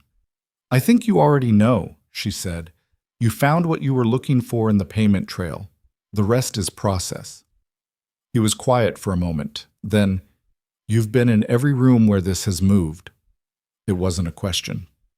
"Not all of them." "The Zhang dinner, Harbison. You talked to Reeves at the conference lunch." "He introduced himself," she said. "I didn't seek him out." "What did you make of him?" She considered. "He's very controlled, the kind of controlled that works because it rarely gets tested. When I didn't react the way he expected, she paused. He recalibrated, but for a moment before he did, he was visible. Visible how? Like someone who's been winning for long enough that being met evenly reads as a setback. Or take a look at her for a long moment. Then he looked at Adrian. I'm not making any commitments today, he said. I want to speak to 2 other board members before Monday. People I trust who aren't already in a fixed position. Reasonable, Adrian said. And I want the legal team's chain of payment documentation the moment it's complete, not summarized, the full document. You'll have it, or take a stood. He picked up his coat from the back of the chair with the deliberate movements of a man who had made a decision but was choosing not to announce it yet, because announcing it was its own kind of power, and he wasn't ready to spend it. He shook Adrian's hand. He looked at Emma. For what it's worth, he said, the photograph never quite looked right to me. The composition. He paused. I grew up in my uncle's photography studio. Something in the frame-to-subject ratio looked constructed. He left. Emma and Adrian sat across from each other in the empty corner table. He's with us, she said. You sound certain. He said, for what it's worth, she said. That's a phrase people use when they're offering a personal opinion they're not ready to commit to officially. The fact that he offered it means he's already on the side he's not officially on yet. Adrian looked at the closed portfolio, then at her. The composition, he said. He wanted us to know he'd been skeptical from the beginning, she said. He was giving us something. Adrian was quiet. She could see him processing the last hour, filing it, measuring it against the remaining distance to Monday. The documentation will be ready by Sunday evening, he said. Legal confirmed this morning. Then we go in Monday with everything. Yes. He looked at the table. Then, Emma, there's something I need to tell you. The shift in his voice. She'd learned to notice it. The particular quality when he was moving from operational to something more personal. Reeves people have a name, he said. They haven't published it yet, but the thread on the financial forums, Marcus monitored it overnight. Someone posted what they claimed was background on the woman in the photograph. The name they used was yours. She absorbed this. When? She said. Last night. It's been picked up in 3 places. Voss is aware. Marcus confirmed she's preparing a follow-up piece. So by Monday it will be public. Possibly before. She sat with that for a long moment. The room was very quiet. She thought about Greta and the diner and Josie sitting beside her without asking questions, and her mother in Dayton who never pushed anymore. She thought about the 1420 rent and the radiator in the wall. She thought about the legal pad and Ortega watching, don't push. Let them publish it, she said. Adrian looked at her sharply. If they put my name on it and then we walk into that board meeting Monday with everything we have, and the board sees that the woman they've been trying to weaponize is sitting right there, in the room, not hiding. That's not a liability. She met his eyes. That's the counter-narrative. He was very still. You're talking about showing up, he said slowly. I was always showing up, she said. I'm just talking about showing up visibly. He looked at her with the expression she'd seen only a handful of times, the open one, the one that wasn't managing anything. It was the look she'd seen at the coffee shop when he talked about Helena, and in the car when he'd talked about Lily's question about trains, and once on the sidewalk outside the museum when she'd laughed at the painting. They'll ask questions, he said, about the arrangement, about who you are and why you're there. Then we answer them, she said. Truthfully, I was asked to help. I helped. The rest of it, she paused. The rest of it is ours. It's not theirs. He said nothing for a moment. The room held the silence carefully. You know, he said finally, when Marcus told me about you, about the 3 jobs, the degree, the way you'd been holding things together, I thought I understood what kind of person you were. He paused. I didn't. What did you think I was? Resilient, he said. Capable. Trustworthy, in the way that people are trustworthy when they have good reasons to be. He looked at her directly. I didn't think you'd become... He stopped. What? She said quietly. He looked at the table, looked back up. The person I call, he said, when I need to think out loud. It sat between them, plain and undefended. Emma didn't know what to do with it immediately. She thought about the word transaction. She thought about it the way you think about a word you used to use until you realized it no longer described the thing it was supposed to describe. "I should get back," she said finally. "I have a shift at 3. "Right." He stood. "I'll have the car. Bus is fine," she said. "Emma?" "Adrian." She picked up her bag. "I'll see you Monday." She walked out of the private club onto the street, and the city was bright and cold and entirely indifferent, and she walked 2 blocks to the bus stop and stood there while the wind moved through her blazer like it wasn't there. And she thought about Monday and Ortega and the legal documentation and Dalton Reeves and the photograph and everything that was about to arrive all at once. And underneath all of that, like a current running at a different frequency from everything else, the thing Adrian had said in the quiet of the room. "The person I call. When I need to think out loud." The bus came. She got on. She found a seat by the window and watched the city move past. And for the first time in weeks, she stopped making lists and doing math and measuring what she had against what she needed. She just sat there and let herself feel the full weight of where she was, which was somewhere she had not planned to be and could not now imagine leaving. Sunday passed in a controlled tension that Emma spent at her kitchen table, reading every document the legal team sent through the secure portal Marcus had set up for her access, until she understood the payment trail the way she understood the bus schedule or the diner layout. Not as abstraction, but as geography she could navigate in the dark. Adrian texted once at 9 in the evening. "Documentation complete. Full chain confirmed. Legal filing ready." She wrote back, "Good. Get some sleep." A pause. Then, "Lily wanted me to tell you that Senator delivered a very important speech about water conservation today. She says you'd have found it compelling." Emma looked at that message for longer than was probably warranted. "Tell her I'm sorry I missed it," she wrote back, "and that Senator sounds like a significant figure in the amphibian policy space." Adrian's reply came quickly. She says, "Obviously." Emma put her phone face down on the table. She looked at the legal pad. She looked at the wall. She thought, Monday. And then she thought, underneath that, the thing she'd been circling for weeks without quite landing on. Whatever this is, whatever it has become, it's real. And real things, unlike transactions, don't end cleanly. She wasn't sure yet if that was a problem.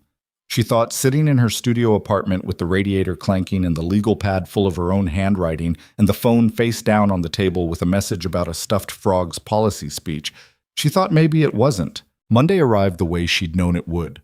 Not with drama, but with the flat, gray light of early morning and the sound of the city starting up again outside her window, indifferent to the fact that this particular day had been circled in her mind for a week. Emma was dressed by 7:15. Dark blazer, the one from the Ortega meeting. She'd had it dry cleaned Sunday afternoon. Flat shoes. Her own bag. Not the borrowed one from the stylist, because she'd decided somewhere between Saturday and Sunday that she was going into that room as herself. Not a curated version, and that meant her own things.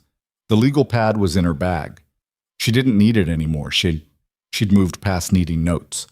But it was there the way a familiar weight is there, grounding. She made coffee. She stood at her kitchen window and drank it and watched the street below, where a man was arguing mildly with a delivery truck that had blocked his car.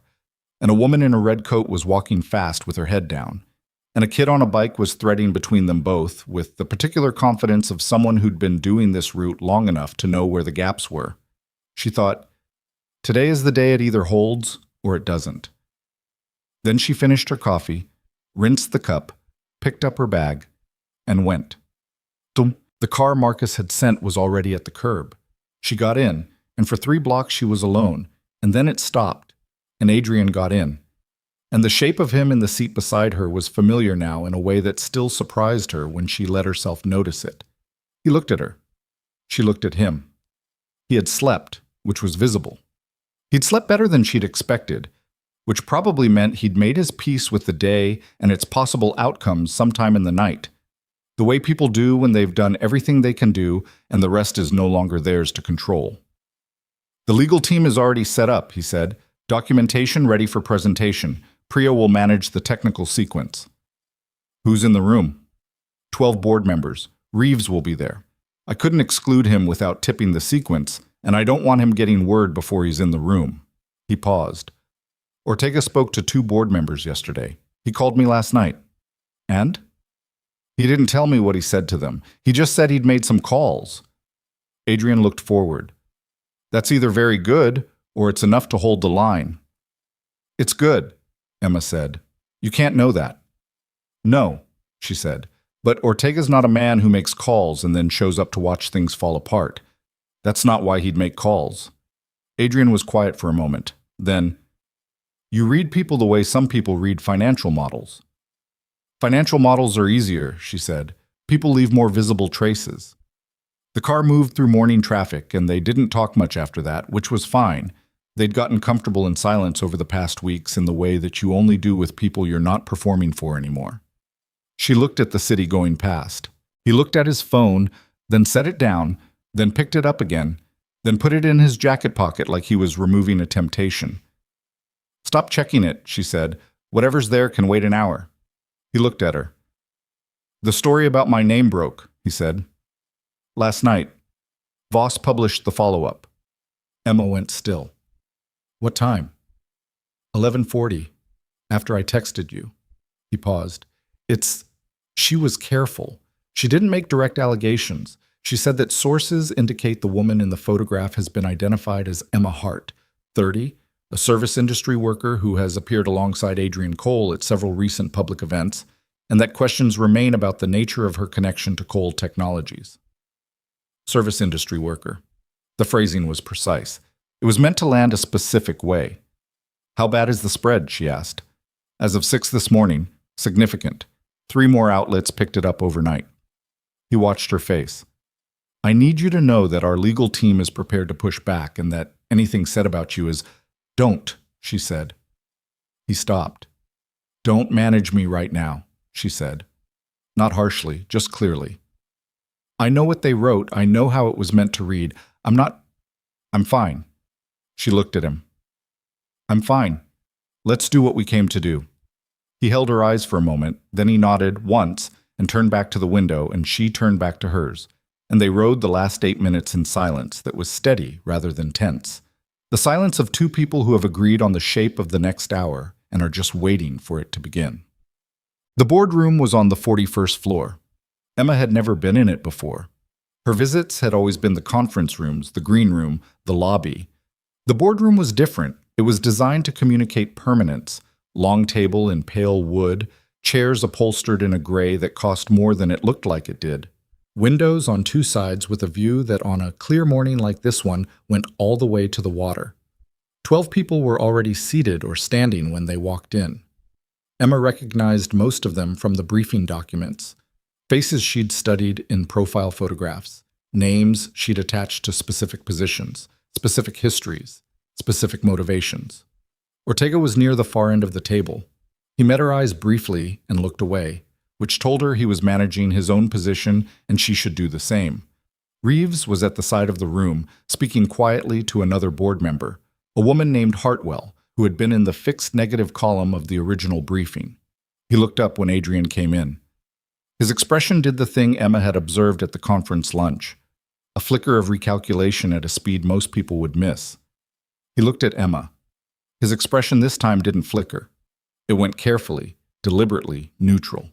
She met his eyes and smiled, just enough to be polite, and moved to the seat that Marcus, who was against the wall with a laptop, had indicated with a slight gesture. Adrian took his place at the head of the table. "Thank you all for being here," he said, and the room settled, because the room was designed to settle when a specific voice occupied a specific position at a specific table. "I'll keep this brief. We have material to present, and I'd rather the material speak than my framing of it." He nodded at Priya, who was at the presentation console. The screen at the end of the room lit up. It took 22 minutes to lay out the full case. Priya managed the sequencing efficiently, moving from the forensic image analysis, which was the most technical section and required the most patience from the room, to the payment trail, which was the most damning, to the building access logs and security footage, which were the most straightforward. The documentation was dense and precise. and the room absorbed it in the particular way that rooms absorb information they recognize as significant, with a very specific quality of stillness. Emma watched the room. She watched Ortega, who listened without expression and whose hands were flat on the table in front of him, which she'd come to read as his version of settled. He already knew the direction he was moving and was waiting for the moment to move it. She watched Hartwell, whose expression had gone from the careful neutral of someone managing an alliance to something more complicated. A slight furrow between the brows that appeared during the payment trail section and didn't fully resolve. Hartwell was in Reeves's column, but she'd gotten there through shared strategic positions, not through personal loyalty. Those were different things. Strategic position shifted when the evidence shifted. Personal loyalty was stickier. She watched Reeves. This was the watching she'd been preparing for. He was good. He had the composed, attentive expression of someone engaged in a professional presentation, and if you didn't know what you were looking for, you would read it as exactly that: professional engagement. But Emma had been watching people manage their expressions in high-pressure situations for most of her working life, and Reeves was doing something specific that she recognized. He was performing the reaction he'd prepared for, rather than having the reaction he was actually having. The prepared reaction was composed interest. The actual reaction was happening around the edges, a very slight tension at the jaw, a quality in the way he held himself that had shifted about 4 minutes into the forensic presentation, when the splice evidence appeared on screen and hadn't quite returned to its original position since. He hadn't expected them to have the forensic documentation this complete. He'd expected them to have suspicions, maybe an argument. Not 93 pages of technical and financial evidence organized by a legal team that had clearly been working on this for weeks. When the payment trail section appeared, the Haverstock subsidiary account, the sequential payments mapped to the dates of the photograph's construction and distribution, Emma watched a very small thing happen in Reeves's face. The composed interest thinned. Not much, just enough.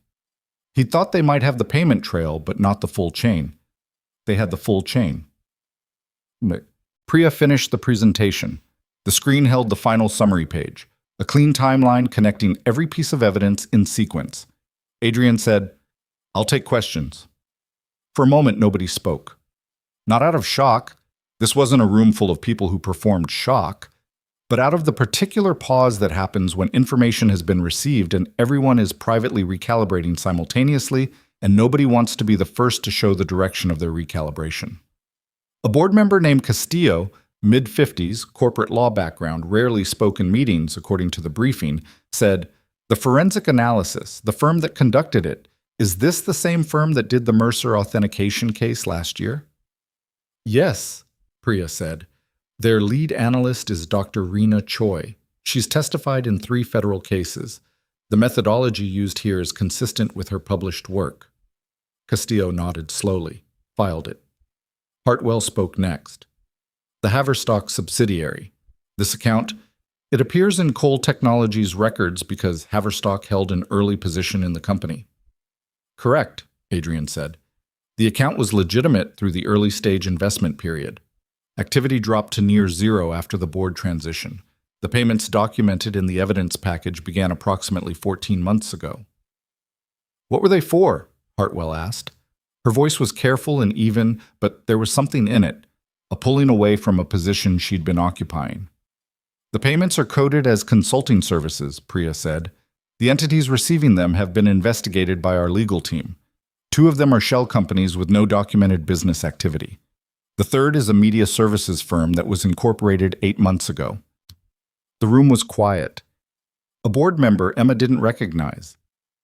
Older, heavy-set, wearing the expression of someone who'd been in enough rooms to recognize this particular shape of situation, looked down the table toward Reeves and said simply, "Dalton."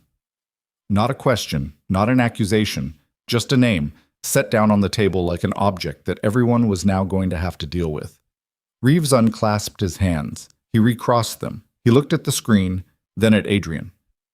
"I'd like to review the documentation before responding to any of this," he said. His voice was composed, extremely composed. The composure of someone keeping a structure standing through sheer force of maintenance. "Of course," Adrian said. I think we should table any further discussion until— I don't think we're going to do that, Dalton, Ortega said. The room turned toward him. He was still flat-handed on the table, still composed, but his voice had shifted into something direct and unambiguous and final-sounding. We have an evidentiary package prepared by a credible legal team, forensic analysis by a nationally recognized firm, and a timeline that is, whatever we want to call it, not ambiguous. Ortega looked at Reeves. You can request review time, and the board can grant that, and we can spend the next 3 weeks letting our legal teams argue about it while the company hangs in the window, or we can address it today. Reeves said, Michael, I've been on this board for 9 years, Ortega said, without heat, without drama, with the steady weight of someone who'd made his decision long enough ago that saying it out loud was just procedure. I've watched this company grow from a mid-sized consultancy into something that genuinely matters in its sector. I've watched Adrian make decisions I didn't always agree with and be right more often than I expected. And I've watched you, Dalton, for the past 3 years, and I've been willing to attribute what I was seeing to professional disagreement. He paused. I'm not willing to do that anymore. The room breathed. Hartwell spoke. Her voice had made its decision. Emma could hear it in the first word. I'd like to move to a board vote on the question of an independent external review of the evidence as presented, with findings to be delivered prior to the Shanghai business vote. She paused. That's not tabling. That's due process on a compressed timeline. Seconded, said Castillo. The vote was called. It went 9-2 with Reeves abstaining and one board member, a man named Pratt, who'd been in Reeves' column from the beginning, voting against. The independent external review was approved, 36 hours to deliver findings. The Shanghai vote would proceed on schedule. Reeves said nothing during the vote. He sat with his hands recrossed and his expression managing itself, and Emma watched him absorb the arithmetic of the room and understand what it meant. After the vote, the board member who'd said his name, just his name, set down like an object, looked at Reeves and said, You might want to call your lawyers, Dalton, before this afternoon. The meeting broke at 11:43. People move toward the door in the careful way of people who have witnessed something significant and are processing it privately while maintaining professional composure in public. Several stopped to speak to Adrian briefly. Not lengthy conversations, just contact, the kind that means I'm here and the vote stands. Hartwell passed Emma near the door. She didn't stop, didn't speak, but she looked at Emma for a moment with an expression that was several things at once: recognition, maybe something like respect. And underneath both of those, the particular look of someone who has recalculated and arrived somewhere different from where they started and isn't entirely sure how they feel about the distance. She moved on without a word. Emma didn't need a word. Reeves left without speaking to anyone. She watched him go. The controlled walk, the set of the shoulders, the composure maintaining itself all the way to the door, and then he was gone and the room exhaled very slightly, the way rooms do when a specific pressure exits them. Marcus appeared at Emma's elbow. External review firm is already on the line, he said quietly. Legal team is managing the handoff. 36 hours. The Shanghai counterparties, have they been notified about the board situation? Adrian's calling Richard Zhang personally this afternoon. He paused. That conversation will go better than the week suggested. She nodded. She looked across the room, where Adrian was speaking with Castillo and another board member whose name she'd need to look up later, and his posture was different from what it had been coming in. Not relieved, not triumphant, but something had unlocked in the way he was standing that hadn't been there for weeks. He looked up across the room and found her eyes. Just for a moment. She gave him the same small nod she'd given him at the Harbison keynote, and he turned back to the conversation he was in. Awesome. The building lobby was cold after the regulated air of the 41st floor. Emma pushed through the glass doors into the morning, which had gotten brighter while they were upstairs, the gray turning to something closer to actual sun. She stood on the sidewalk and let herself just stand there for a minute. No list, no math, just the cold air, and the light, and the fact that it had held. Emma. She turned. Adrian was coming through the doors behind her, jacket on but tie loosened, the first time she'd seen that, with his phone in his hand and the particular look of someone who has just finished managing something enormous and is now in the very first moment after. "I thought you had calls," she said. "I do." He came to stand beside her on the sidewalk. In 20 minutes. They stood there. The city moved around them at its specific, uninterested pace, and for a moment they were just two people on a sidewalk in the middle of a weekday morning. "The external review will confirm everything," he said. "I know. Reeves is done. Not today. There'll be process, but done." He looked at the street. "The Shanghai vote is intact." "Yes." "Which means—" He stopped. She knew what it meant. The arrangement had a defined end date, tied to the board vote. The vote was proceeding. The crisis had resolved, or would within 36 hours when the external review confirmed what the room had already decided, which meant the thing they'd built in the margins of the arrangement, the coffee, the texts, the museum afternoon, the 42 pages of briefing, and the legal pads full of notes, and the conversation about trains dreaming, that all existed in the space that was now closing. She knew that. She'd known it was coming. She'd been aware of it for 2 weeks, the way you're aware of a weather system on the horizon. You can see it, you can prepare for it, and when it arrives, it still changes the temperature. "I know what it means," she said. He looked at her. "The vote goes through, Reeves is out, the deal closes," she said. "The arrangement was always going to end here." "Yes," he said slowly. "So," she put her bag on her shoulder. "I should get back. I have a shift at 2. He said nothing for a moment. "Emma," he said. "The car can take me," she said. "Tell Marcus—" "I'm not talking about the car." His voice was quieter than his normal register, stripped of the management layer. "I need you to know that what you did in that room today, what you've done for the past month, it wasn't—" He stopped. "I can't categorize it the way the contract categorized it. It was different from that." She looked at him. "The contract was about appearances," he said. "You went about 6 layers deeper than appearances, and I don't know how to—" He stopped again. He was not good at this. She'd noticed that from the beginning. He was exceptional at being direct about facts and genuinely uncomfortable at being direct about things that didn't have a clean factual shape. "I don't want to presume about what any of this was for you." She was quiet for a moment. "Ask me," she said. He looked at her. "What?" "You're standing there not saying the thing because you don't want to presume," she said. "So just ask me what you actually want to know." Something moved across his face. The almost smile, the open expression, and then something beneath that, something more exposed than she'd seen before. "Was any of it real?" he said. "For you. Any part of it." It was the most unguarded thing he'd ever said to her. She could hear what it cost him to say it, the way it stripped away everything he was usually careful to keep in place. She looked at him on the sidewalk in the cold morning with his tie loosened and his phone in his hand and the honest, undefended question on his face. "Yes," she said. "Most of it." He absorbed that. "Most. The parts I'm still sorting out." She paused. "Give me some time to sort them out." "How much time?" "I don't know yet." She was being honest. She was always being honest with him now. It had become a habit she couldn't break. "I've been managing a crisis for a month alongside a person I didn't know, and somewhere in that I stopped being able to tell where the management ended and the actual thing began. That takes time to read." He nodded slowly. Not agreement exactly, more like understanding. "Okay," he said. "But yes," she said. "The answer to your question is yes." He was quiet for a moment, then, "Okay," he said again, differently. She almost laughed. "That's twice. I'm processing." "I know." She shifted her bag.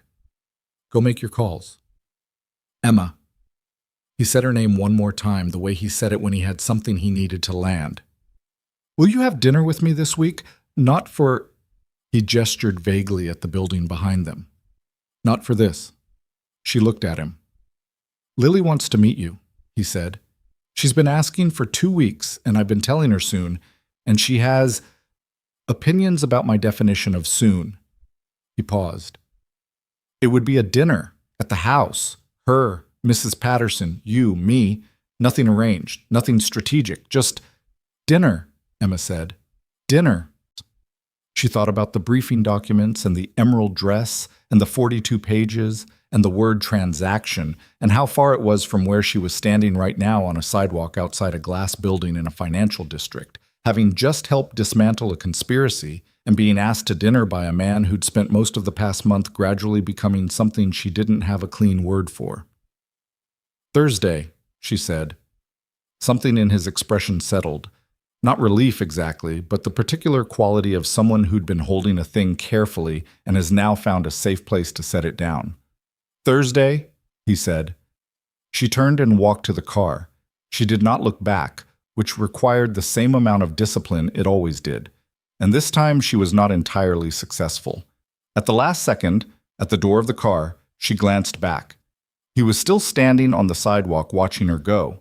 He didn't pretend he wasn't. She got in the car.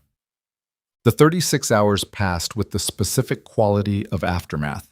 Not quiet, but a different kind of noise than what had come before. The external review firm delivered its findings in 31 hours, which was 5 hours ahead of deadline, which either meant the evidence was that clear or that they'd assembled a team that worked through the night, or both. The findings confirmed everything. The photograph was a digital composite, the manipulation signatures consistent with professional-grade fabrication software, the payment trails connecting to Reeves' associated accounts through 3 layers of intermediary companies, the final payments dated to 8 days before the image was distributed. The legal filing went to the relevant regulatory bodies Tuesday afternoon. Reeves resigned from the board Tuesday evening, effective immediately, in a statement prepared by his lawyers that was 2 sentences long and said nothing of substance. Emma read it on her phone during the data entry shift.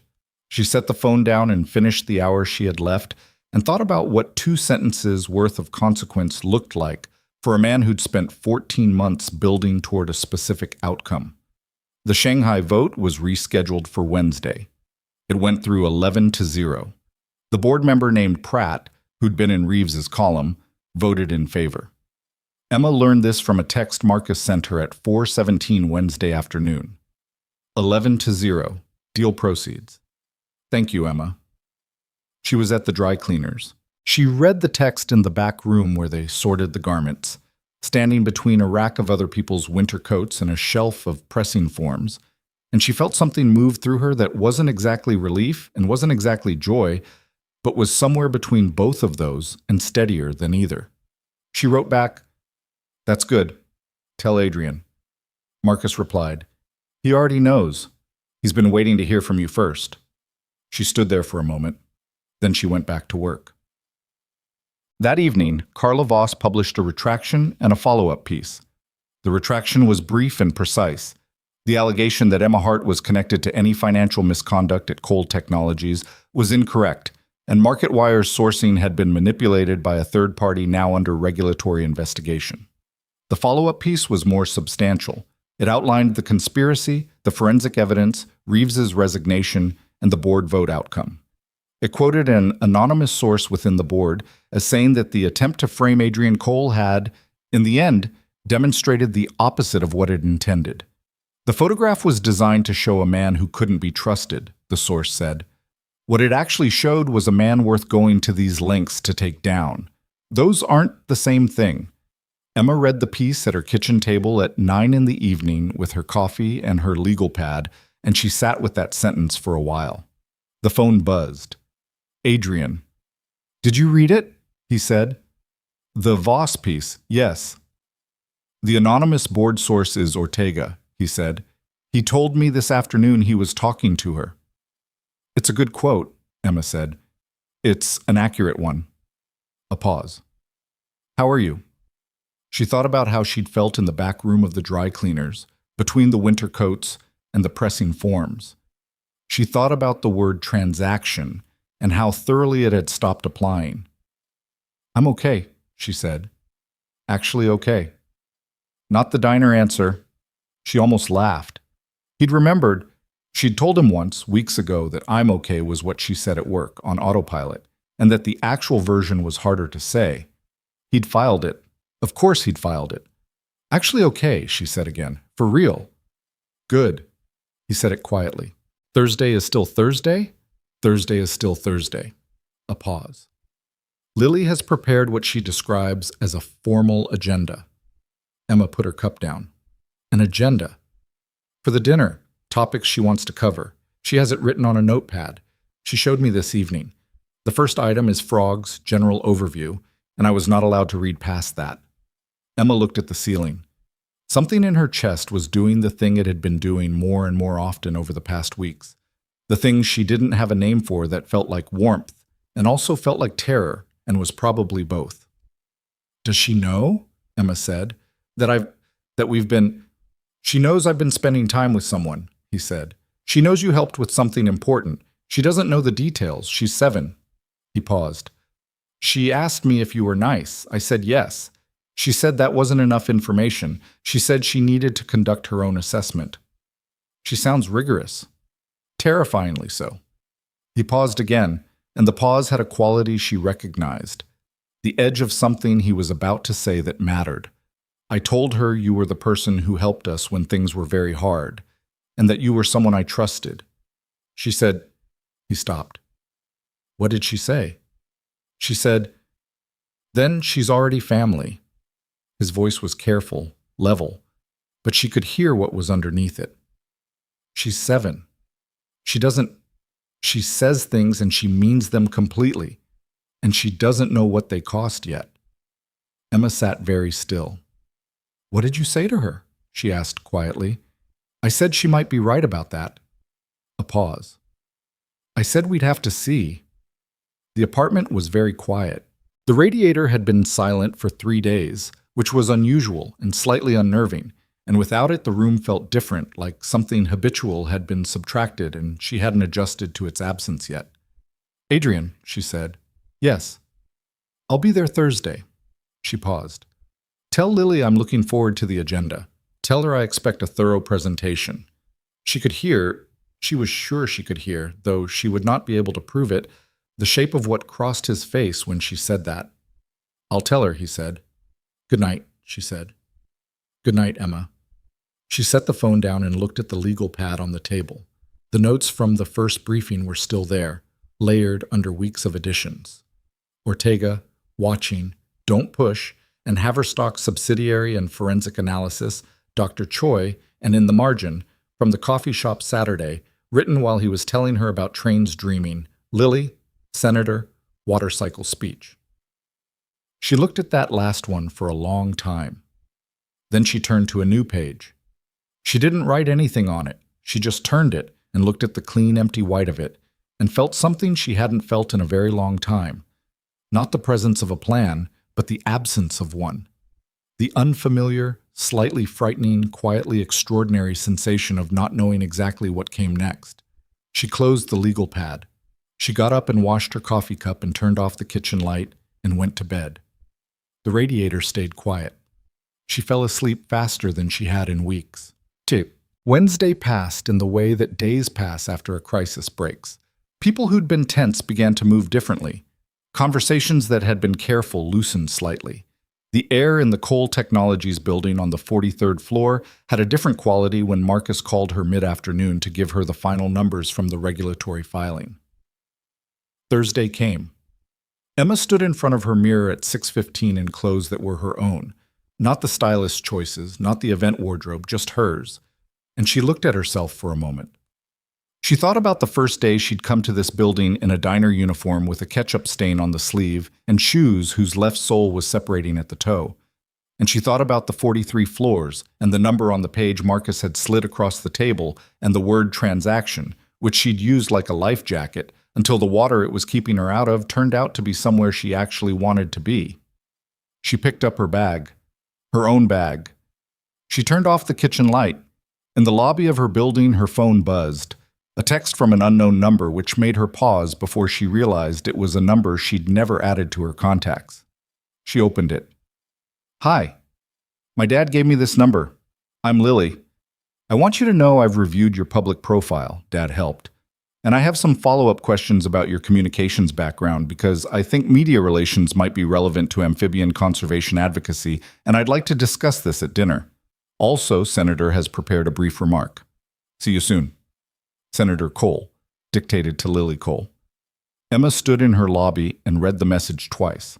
Then she stood there for one more moment, doing the thing she rarely let herself do, just feeling it. The full, unmanaged, undocumented weight of it. The improbability. The specific shape of how you end up in a life nothing prepared you for and find out it fits. She typed back, "Tell Senator I'll be honored to hear his remarks. And tell him I've been following the amphibian conservation space and I have thoughts. See you soon. Emma." She pushed through the lobby door. The evening was cold and getting dark, the city lighting up in segments, and she walked to the car with her bag on her shoulder and the text on her phone and the clean, empty page of the legal pad waiting at home. She thought, this is what it feels like when something stops being an arrangement. She thought, this is what it feels like when something starts. The house was not what she'd expected. She wasn't sure what she'd expected exactly. Something that announced itself, probably. Something that said Billionaire the way the 43rd floor said it. All glass and controlled light and the deliberate architecture of importance. What she found instead, when the car turned off the main road into a quieter neighborhood where the trees were old enough to have opinions about the buildings around them, was a house that looked like someone actually lived in it. It was large. She wasn't going to pretend it wasn't large, but it was the kind of large that had accumulated rather than been designed to impress. There were lights on in 3 windows, warm yellow against the dark. A bicycle was leaning against the porch railing at a slightly precarious angle. Near the front door, someone had placed a ceramic pot with a plant in it that was clearly struggling but hadn't been removed, as if whoever was responsible for it wasn't ready to give up yet. She stood on the front path for a moment before ringing the bell, looking at the struggling plant. The door opened before she could ring anything. Lily Cole was approximately 4 feet tall, had her father's dark eyes and what appeared to be a purple marker stain on her left wrist, and was looking at Emma with the specific, focused assessment of someone who had been preparing for this evaluation for longer than Emma had been preparing for it. "You're Emma," Lily said. It wasn't a question. "I am," Emma said. "You must be Lily." "I'm also Senator's representative," Lily said. "He couldn't come to the door because he's on the hall table and I was told not to move him. But he wanted me to inform you that he's aware of your arrival." "I appreciate the update," Emma said seriously. Lily studied her for one more moment. Then she stepped back and opened the door wider, in the precise manner of someone who has decided that an initial assessment has been satisfactory but reserves the right to revise. "Come in," she said. "I have an agenda." "I heard," Emma said. "I've been looking forward to it." Neat. Adrian was in the kitchen. This was, Emma would think later, one of the things she hadn't been briefed on and couldn't have been. The particular quality of a person in their own space, in the room where they lived rather than the rooms where they performed. He was at the stove with his sleeves rolled up, managing something that smelled like garlic and something richer underneath it.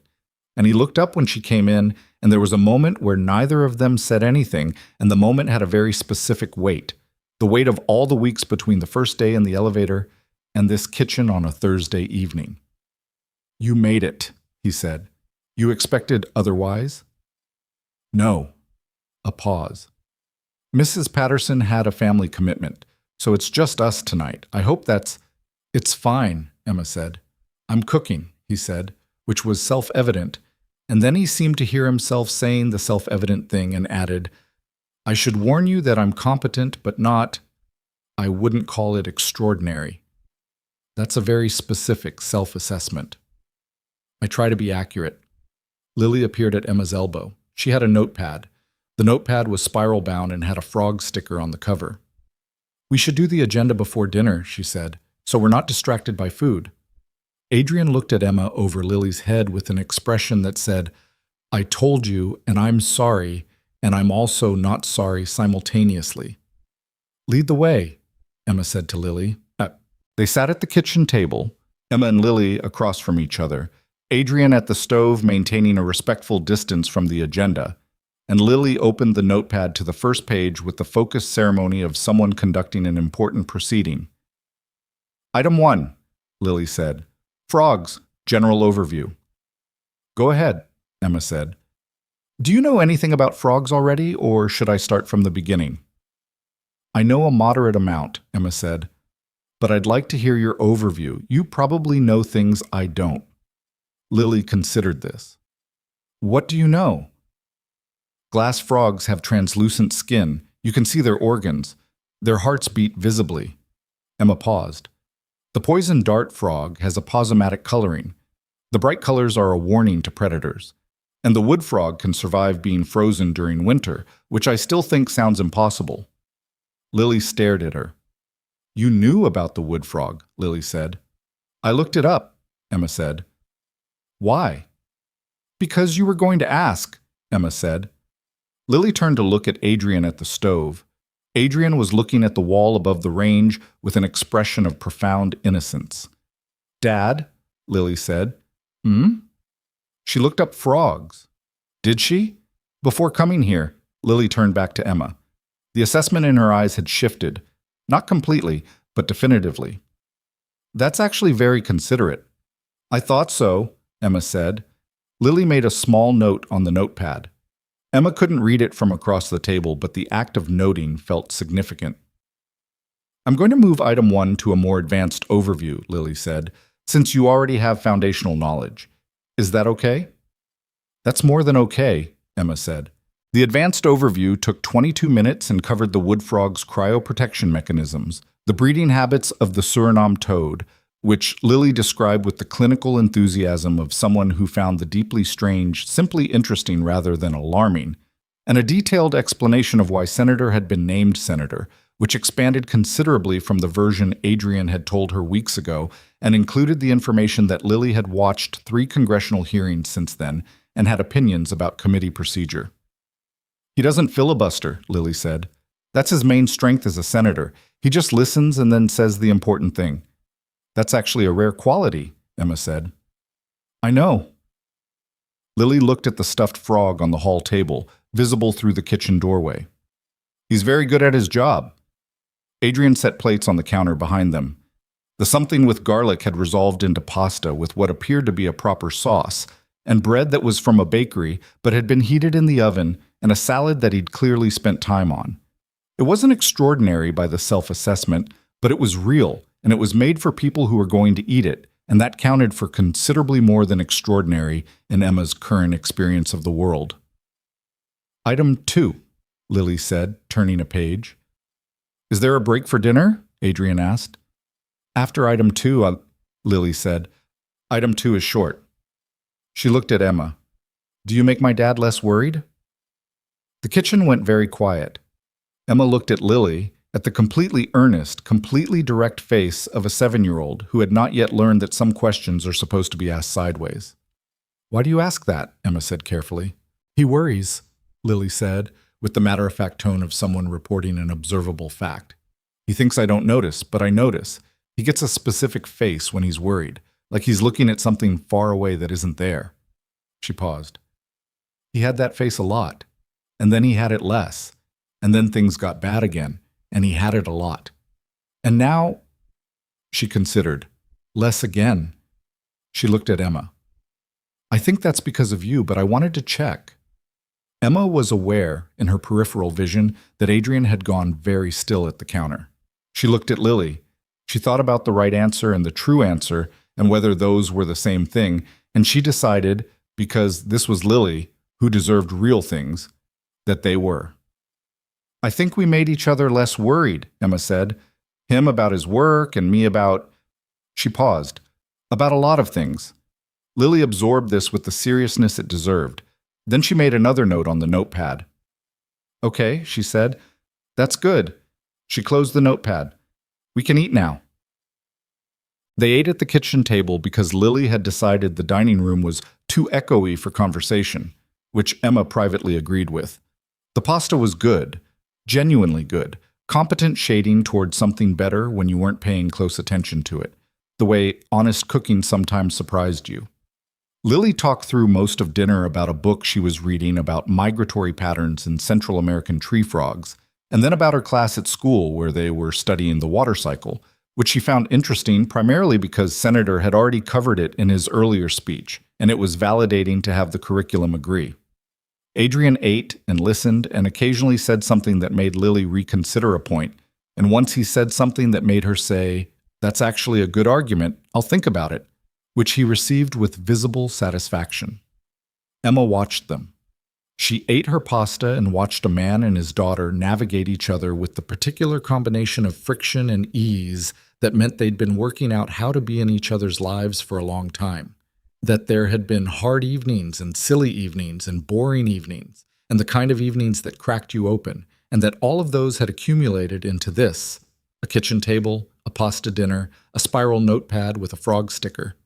And it was imperfect and slightly chaotic and more real than anything Emma had sat across from in years. After dinner, Lily was given 30 minutes before bed and spent them showing Emma the frog taxonomy poster in her room, pointing out her favorites with the precision of a curator, explaining why the red-eyed tree frog was objectively the most well-designed, and then introducing Senator formally, which involved placing him on the desk and stepping back so Emma could assess him properly.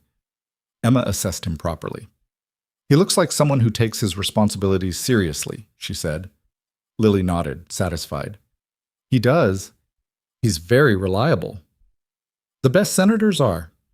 Senator was returned to his position on the hall table on the way back down. Lily informed Emma that she could come back and they would cover the remaining agenda items at a future date, which Emma understood was both practical and a form of invitation, and she said she'd like that, and Lily said good, and then Adrian appeared at the bottom of the stairs and told Lily it was time. Lily looked at Emma for a moment with the full direct gaze that she'd been deploying all evening without self-consciousness. "I'm glad you came," she said. "I'm glad I was invited," Emma said. "You can come back," Lily said. "That's not just politeness. I actually mean it." "I know," Emma said. "Thank you." Lily went upstairs.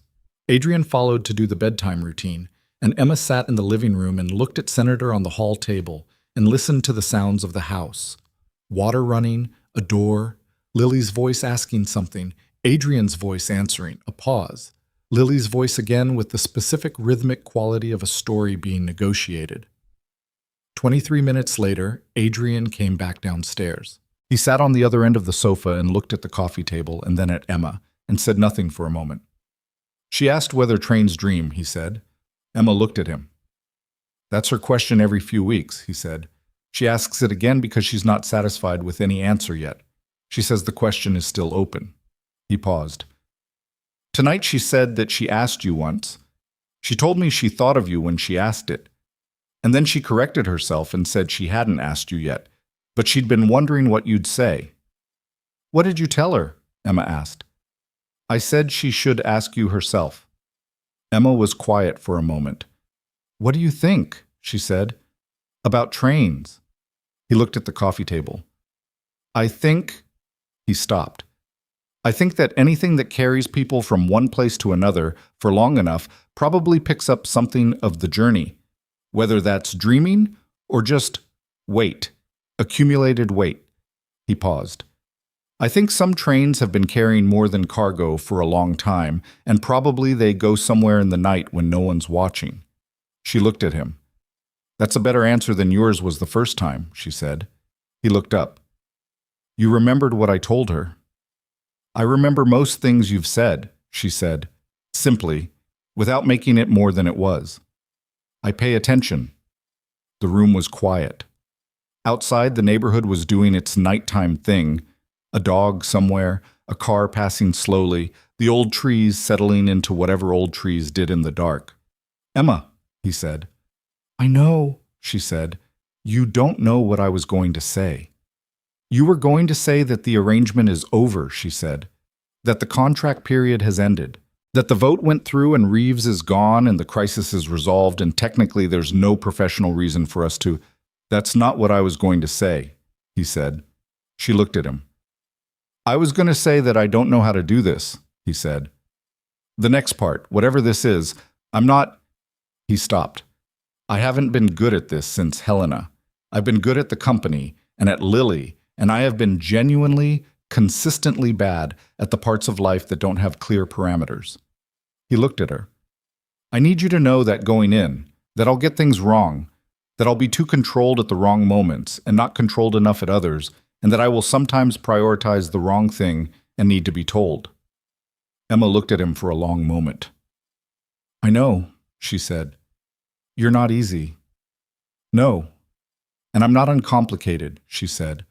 "I'm broke in ways that go beyond money. I've spent so long managing survival that I don't always know how to just exist. I work too much and trust too slowly, and I spent the first 3 weeks of knowing you telling myself this was a transaction because that was the only frame I had for something I didn't understand. And now," he said quietly. "And now I understand it," she said, "which is terrifying in its own way." He looked at her. "Terrifying how?" "Because real things can fail," she said. "Transactions have an end date. Real things have just the future, which is harder." He was quiet for a moment. "Yes," he said. "It is." "I'm choosing the harder thing," she said. He looked at her. The open expression, the one she'd seen in pieces throughout the past weeks, and was now seen whole, unguarded, without any of the management layers. "So am I," he said. The following weeks were not a montage. That was the thing she would understand later, looking back. There was no smooth transition, no clean before and after. Real things didn't work like that. There was the morning 3 weeks later when she came over for what was supposed to be a Sunday breakfast, and Lily had a project due Monday that she'd entirely forgotten about, and Adrian hadn't known about. And the next 2 hours were controlled panic involving a poster board and colored markers, and Emma looking up facts about the water cycle on her phone while Lily dictated and Adrian cut construction paper with the focused intensity of someone defusing a bomb.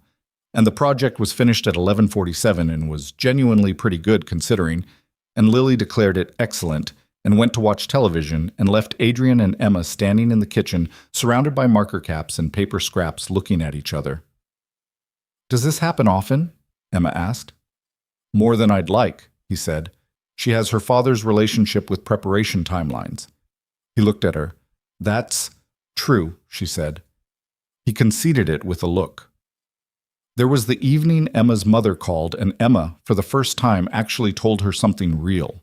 Not all of it, not the arrangement and the conspiracy and the board meeting, but the important part, the part that had lasted past all of that. Her mother went quiet in the way that meant she was feeling something significant and wasn't sure how to hold it. "Is he good to you?" her mother asked. Emma thought about the 42 pages, the condensed note at the top, the way he'd asked, "Are you okay in the boardroom?" when he could have gone straight to briefing her. The way he'd said the person I call on a sidewalk in the financial district with his tie loosened. "Yes," she said. "He's good to me." "And his little girl?" Emma thought about the spiral notepad, the advanced overview. That's actually very considerate. She paused. "She's remarkable." Her mother cried a little. Emma let her. There was the day Emma gave notice at the dry cleaners. Not because anyone told her to. Adrian had been careful to the point of studied restraint about anything that touched her financial independence, the way you're careful with something that matters to the person it belongs to. She gave notice because she'd been offered a contract communications role with a nonprofit that worked on environmental policy, a role that used her actual degree and paid better than both service jobs combined, and that she'd gotten through a connection from Diana Fell, the woman from the Harbison conference who'd watched her work the room and said, "Whatever you're doing, keep doing it." She told Adrian at dinner, an actual dinner, in a restaurant, the two of them, the kind that was not an arranged appearance but simply two people choosing to be in the same room over food. And he listened and asked 3 specific questions about the role and then said, "Is this what you wanted when you studied communications?" "Something in this direction," she said. "Not this exactly, but the same compass heading." "Then it's good," he said. "You're not going to say anything more than that?" "What else should I say?" "Most people say congratulations." "I assumed that was implied, but," he said. "Congratulations, Emma." "Thank you, Adrian." He looked at her across the table with the almost smile. "You're going to be exceptional at it." "You don't know that." "Well, I watched you work a room full of some of the most difficult people in the city for a month," he said. And read 50 research papers on the side. Yes, I do. She looked at him. Stop. Stop what? Being right about things. I'll try, he said. I'm historically bad at it. She laughed, and it was the real kind, the one that came without notice. And the restaurant was indifferent to it, the way restaurants are. And it didn't matter. Tang. There was also, because nothing is only the good parts, and any story that tells you otherwise is leaving things out. The night she found him at the kitchen table at midnight when she'd come over to pick up something she'd left, and he had paperwork spread in front of him and the specific quality of face that Lily had described, looking at something far away that wasn't there. Adrian, she said. He looked up. He hadn't heard her come in. What happened? She said. Nothing happened, he said. You have the face, she said. He looked at her. The face.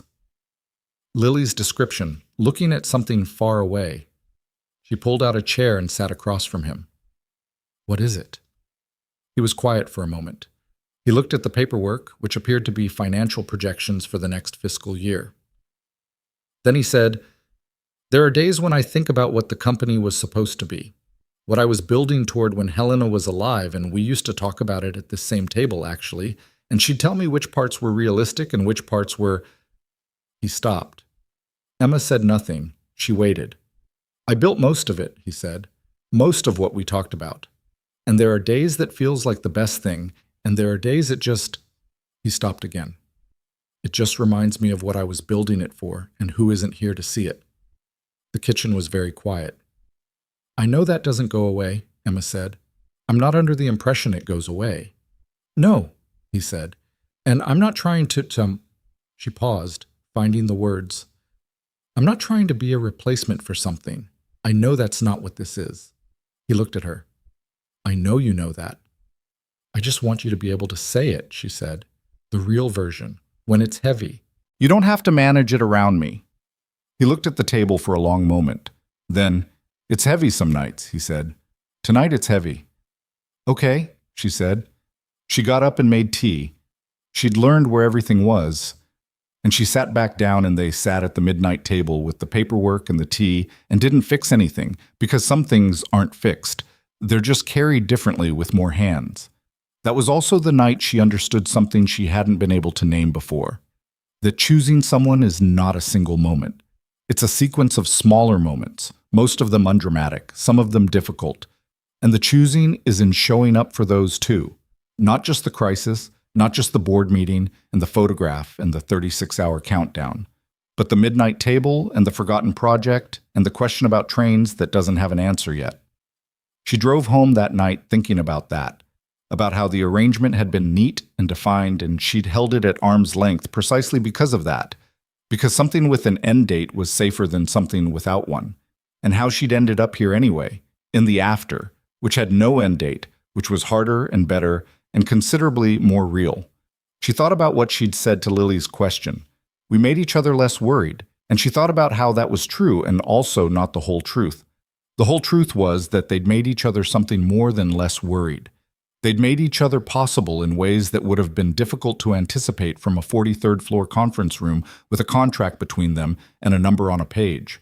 The whole truth was that sometimes the arrangement is the story, and sometimes it's just the door the story walks through. 6 months after the board meeting, Adrian Cole was standing on the waterfront terrace of a restaurant where he'd booked a table for 3. The evening was warm. One of those early summer evenings that arrived as a genuine surprise after a long spring, when the air had a quality of permission to it, like the city had decided to be generous for one night. The water caught the light and held it at angles, and the terrace was full of people doing the particular thing that people do on warm evenings by water, which is exist a little more openly than they usually allow themselves to. Lily had senator in her bag. Emma had told her she didn't need to bring him, and Lily had considered this and decided to bring him anyway, on the grounds that he rarely got to travel, and this seemed like an occasion. Emma was telling Lily something. He couldn't hear exactly what. They were at the railing looking at the water, Emma leaning slightly toward her the way she did when she was taking something seriously, Lily with her hands on the railing and her head tilted at the angle that meant she was listening and also forming a rebuttal. The evening light was on both of them. Adrian stood back and watched his daughter laugh at something Emma said. The real laugh, the unself-conscious one that she'd inherited from Helena and that he was grateful every day she'd kept. And he felt the thing that didn't have a clean name, the same one he'd felt in the kitchen that first morning when she'd explained glass frogs before school. Except larger now, and differently shaped, because now the unnamed thing included Emma, had arranged itself to include her gradually through all the weeks and conversations and negotiated silences and the midnight table and the board meeting and the advanced frog overview and the pasta dinner and the text messages about senators' policy speeches. He thought about what Marcus had said to him the morning after the board vote, when Adrian had called to debrief and Marcus had said, "For what it's worth, I didn't just recommend her because she needed the money and she was trustworthy." A pause. "I recommended her because I'd watched her hold things together when everything was trying to fall apart, and I thought that was someone you needed to know, not for the arrangement, just—" Another pause. "Just generally." Adrian had said, "You could have led with that." Marcus had said, "You wouldn't have believed me." He'd been right. Emma turned from the railing and saw him watching them and tilted her head in the way that meant, "What?" And he shook his head slightly. "Nothing. Come here." And she said something to Lily, who nodded, and they both came back toward the table. And Lily immediately wanted to know if the restaurant had a children's menu that was actually interesting or only interesting to adults who thought macaroni and cheese was sufficient. And Emma said she'd seen calamari on the menu, which Lily had recently expressed curiosity about. And Lily said she was willing to try calamari, but needed to understand the preparation method first. They sat down. Lily interrogated the server about the calamari with a thoroughness that the server, to their credit, met with complete seriousness. Emma proofread the menu with the focused attention she brought to everything, circling 2 items with her finger on the table without picking up an actual pen, the habit of someone who'd spent years making decisions about where every dollar went. Adrian watched her do it and felt ordinary, in the best sense. Not managed, not alone, not the concept of himself that lived on the 43rd floor. Just here, at a table, with his daughter and a woman who'd come in through a side door and changed the floor plan. "The calamari is fried," Lily said, returning her attention to the table with the verdict delivered. "That's acceptable. I'll try it." She looked at Emma. "What are you getting?" "The fish," Emma said, "and probably your father's bread if he doesn't finish it." "I always finish the bread," Adrian said. "You've never once finished the bread," Emma said. Lily looked between them with the expression of someone confirming a known dynamic. "She's right," Lily said. "You always say you'll finish the bread." "I finish most of the bread." "The half you leave is my favorite half," Emma said. He looked at her. She was looking at the menu with a small private expression that he'd learned to recognize as the one she wore when she was amused and trying not to be obvious about it. "Dad," Lily said. "Yes." "Are you happy?" He looked at his daughter, 7 years old and change, with Helena's laugh and his dark eyes and opinions about everything, and a stuffed frog in her bag named Senator, and a specific diagnostic skill for emotional states that she deployed without warning or mercy. He looked at Emma, who had looked up from the menu at the question, who was watching him with the quiet, steady attention she brought to everything that actually mattered to her. He thought about the morning in the same city when he'd driven to a board meeting with a folder of bad news and a problem he didn't know how to solve. He thought about a conference room on the 43rd floor and a woman in a diner uniform with a ketchup stain on the sleeve who read 42 pages of briefing and then found 50 more on her own. He thought about trains and what they might dream, and a 7-year-old's question that still didn't have an answer. He thought about the midnight table. He thought about the boardroom and Ortega's flat-handed decision and the moment the photograph collapsed under the weight of truth. He thought about a waterfront terrace where a different crisis had started, and this one was ending. Or not ending, opening, maybe. Becoming something with more room in it. "Yes," he said. "I'm happy." Lily nodded, satisfied. She picked up her water glass. "Good," she said.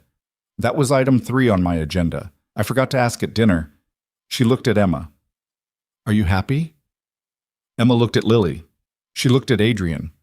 The warm evening moved around them, and the water held the light, and the city went on doing what cities do, indifferent and continuous and not responsible for any of the small human things that mattered inside it. "Yes," Emma said, "I really am." Lily set down her glass. "Okay, good." She picked up the menu. "Now, someone explain to me what risotto is and whether it's worth my time." Adrian reached across the table and took Emma's hand, which he hadn't done in public, genuinely, without the apparatus of arrangement around it. Until this moment. It was brief. Just a moment of contact, unphotographed, unstrategic, belonging entirely to the two of them and the warm evening and the restaurant and the water-catching light. She turned her hand over and held his back for that moment. And then they both picked up their menus, because Lily was asking about risotto with gathering urgency. And the evening was moving, and there were good things to eat and a child to feed and a water view going golden in the last of the sunlight. Later, Emma would try to explain to herself what had changed, not what had happened. The events were clear enough, documented in her own handwriting across a legal pad she still had, worn now at the edges. But what had changed inside of her? What the past months had done to the person who'd sat on the floor of her kitchen and done math that never came out right, and told herself she was fine in the automatic way of someone who'd stopped believing it. The simple answer was, she'd been seen. Not by the photographers at the venue entrances, not by the financial news outlets who'd named her without asking, not by Carla Voss or Dalton Reeves or the board members who'd watched her work the room. By a man who read 42 pages to prepare for her and then wrote a condensed version in case she needed it.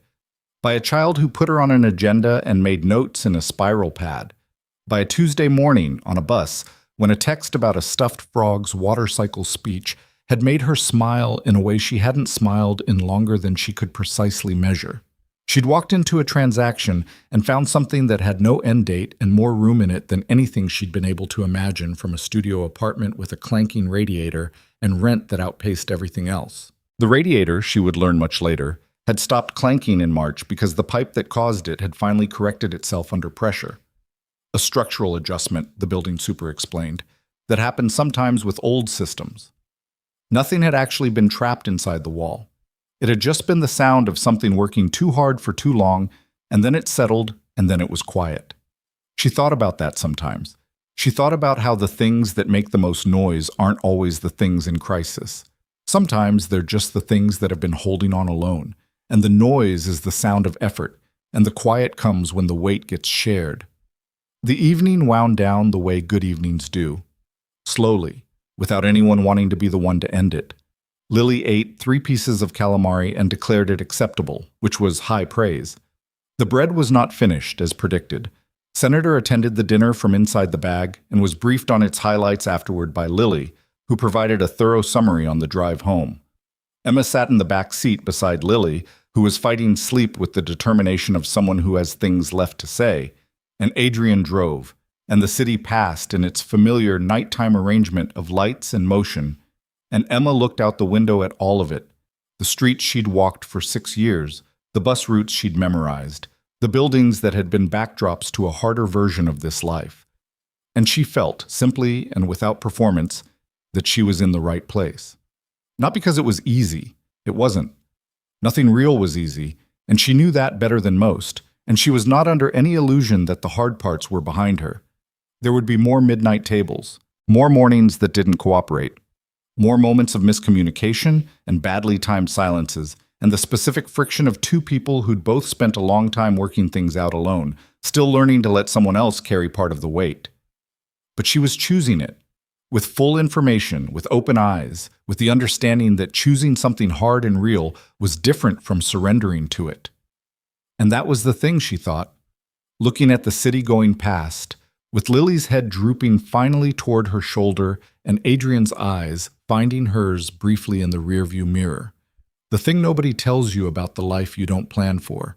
It doesn't arrive looking like a rescue. It arrives looking like a decision. A series of small, quiet, imperfect decisions made by imperfect people, adding up to something that mattered. That was all. That was everything. Lily was asleep by the time they reached the house. Adrian carried her in. She'd grown past the easy age for it, but she still fit, just barely. The way things that are about to change always seem to hold their shape one last time before they shift. Emma got the door, and Senator, who'd fallen out of the bag in the car and needed retrieving with the care such diplomatic figures deserved. She held the stuffed frog in the hallway of the house, while Adrian got Lily settled upstairs, and she looked around at the space. The plant by the door that was still struggling but still there, the bicycle she'd moved to the side of the porch so nobody tripped on it, the warm light of the hallway, and thought about how strange and ordinary and enormous the whole thing was. Adrian came back downstairs. He looked at Senator in her hands and then at her face. "She's out," he said. "Good." Emma looked down at Senator. He gave a very composed performance at dinner. He always does. Adrian came and stood near her in the hallway, not trying to make it a moment, just being in the same space, the way you are with someone you've earned the ease with. "You don't have to go if you don't want to." She looked at him. "There's a guest room," he said. "If it's easier than the drive." "No." He paused, editing himself. "I just mean you don't have to go." She looked at Senator. She looked at the struggling plant. She looked at Adrian Cole, 32 years old, billionaire, single father, careful and imperfect, and tired in the honest way and exactly himself in the hallway of his own house on an ordinary, extraordinary evening. "I'll stay," she said. He nodded once. The simplicity of it. She put Senator back on the hall table, in his regular position, facing out. He did look, she thought, like someone about to make a very important announcement, someone who had weighed the matter and knew what needed to be said. The house settled around them into its nighttime quiet. Outside, the old trees did whatever old trees did. Somewhere across the city, a bus went by on a route she knew by heart, carrying people home from wherever they'd been. Emma Hart, 30 years old, communications professional, former service worker, person who read 50 pages of frog research before dinner because she thought someone might need her to. She stood in a hallway that was not hers and was becoming hers, and thought about how the thing that saved you was almost never the thing you went looking for. It was usually something you agreed to without knowing why, at a moment when you had no other options, and it turned out to be the only option that mattered. She went upstairs. The house was quiet. The night held. And somewhere on the hall table, Senator maintained his position, reliable and still, ready for whatever the morning brought.